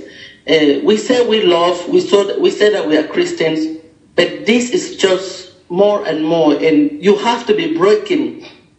You have to be broken to see another person. I've seen my children sleeping good in the bed, wake up in the morning, there is light, and I see other children suffering. It's not possible. My next destination is Nigeria, sir. Enough is enough. We cannot sit in Europe and enjoy what we're enjoying. We cannot sit in Europe and think that this is it. We are getting old. We're going to get pension, and the pension money is going to be so little money. And we cannot say this is life. We Africans need to rise up and really think about our communities, our people, our country. If the government is not going to help, we have to start from the grassroots. We have to start somewhere. It's not possible, sir. So thank you so much, sir. I'm just excited. I'm still inspired, and I'm so happy. This is what Jesus wants us to do. He came to reveal the heart of God by dying on the cross. Why can't we die also for others by giving to others? Why do we have to build houses and buy cars before we want to help someone? So I hope that everybody listening also will start doing something. You don't need to have an organization, but you can do something. Save one person, pay one person's school fee. And now we even started. There was a man, sorry for taking time, was a man that has 8 children in Nigeria. I've never met him. He was almost kicked out of his house. Somebody called me from one of these organizations we're helping, and the 7 kids were out of school. So we have to pay for the school, the house rent for 1 year, and also for all the 7 children to go back to school. Wow. So please, brothers and sisters, let us stand for our nations. So thank you, sir, for one more time. Thank you, Sandra. So have you registered for the Nigerian project? No, I was trying to register, but I don't know, it was so much things to write there, so I couldn't get everything properly, but I'm going to register it now, so... Yeah, it's my blog, songaadelajablog.com/Nigeria. Yes, sir. I will do that. I've been inside that. I was trying to write some things, but some things I couldn't get properly, so I said, okay, I'll wait, I will ask questions, so I will go back and fill the forms properly, sir. Okay, yes. Thank you so much now. Thank you so much. All right. Yeah, so if you have not registered for the Nigerian Transformation Project, go to my blog, sundayadelajablog.com/Nigeria, to visit Ukraine/visit, to join the mentorship class/mentorship. Okay, we have another caller here. Hello, is Nkechi from London. How are you, my dear sister? I'm very blessed, thank you. And how are you, sir? Well, try my best. Yep, you are really doing very well. You know, I'm really. It's been amazing. You know, yesterday I listened to the message of yesterday, and I was like, wow. I was telling my husband early this morning that, you know what, you really missed out yesterday from that message. That we'll need to go back to the message and listen to it. You know, seeing how you can love man through the eye of the eye of God, and the understanding that alone was just like I was just shaking yesterday. And again, listening to you again this evening, I was cooking when the program started, but I said no, let me just get it in front of me while I was turning my soup, and we listened all through to that, and this is another, you know, learning at the head. It's been good. And when you were explaining the empathy bit, I thought I understand what it means to have empathy, but the way you explained it was mind blowing, and I was asking myself, where do you fit in this? And you talked about what Jesus will do, how he normally put himself, you know, in the position of the person in question, and how we as Christians, we can be the solution and the problem solver to that person by our side. I'm really blessed this evening, and I just want to say thank you for that message, and I pray that God will use us as, you know, his battle axe to affect our environment and see things the way it is, and not, you know, being very egocentric. And I really appreciate God for what you are doing. God bless you, sir. Thank you so much. Thank you. All right. Well, it's like that's all for today. We don't have any caller right now. So, guys, you've all tried. It's been a long day. I'll be back tomorrow. Have a wonderful evening, everybody. Good night.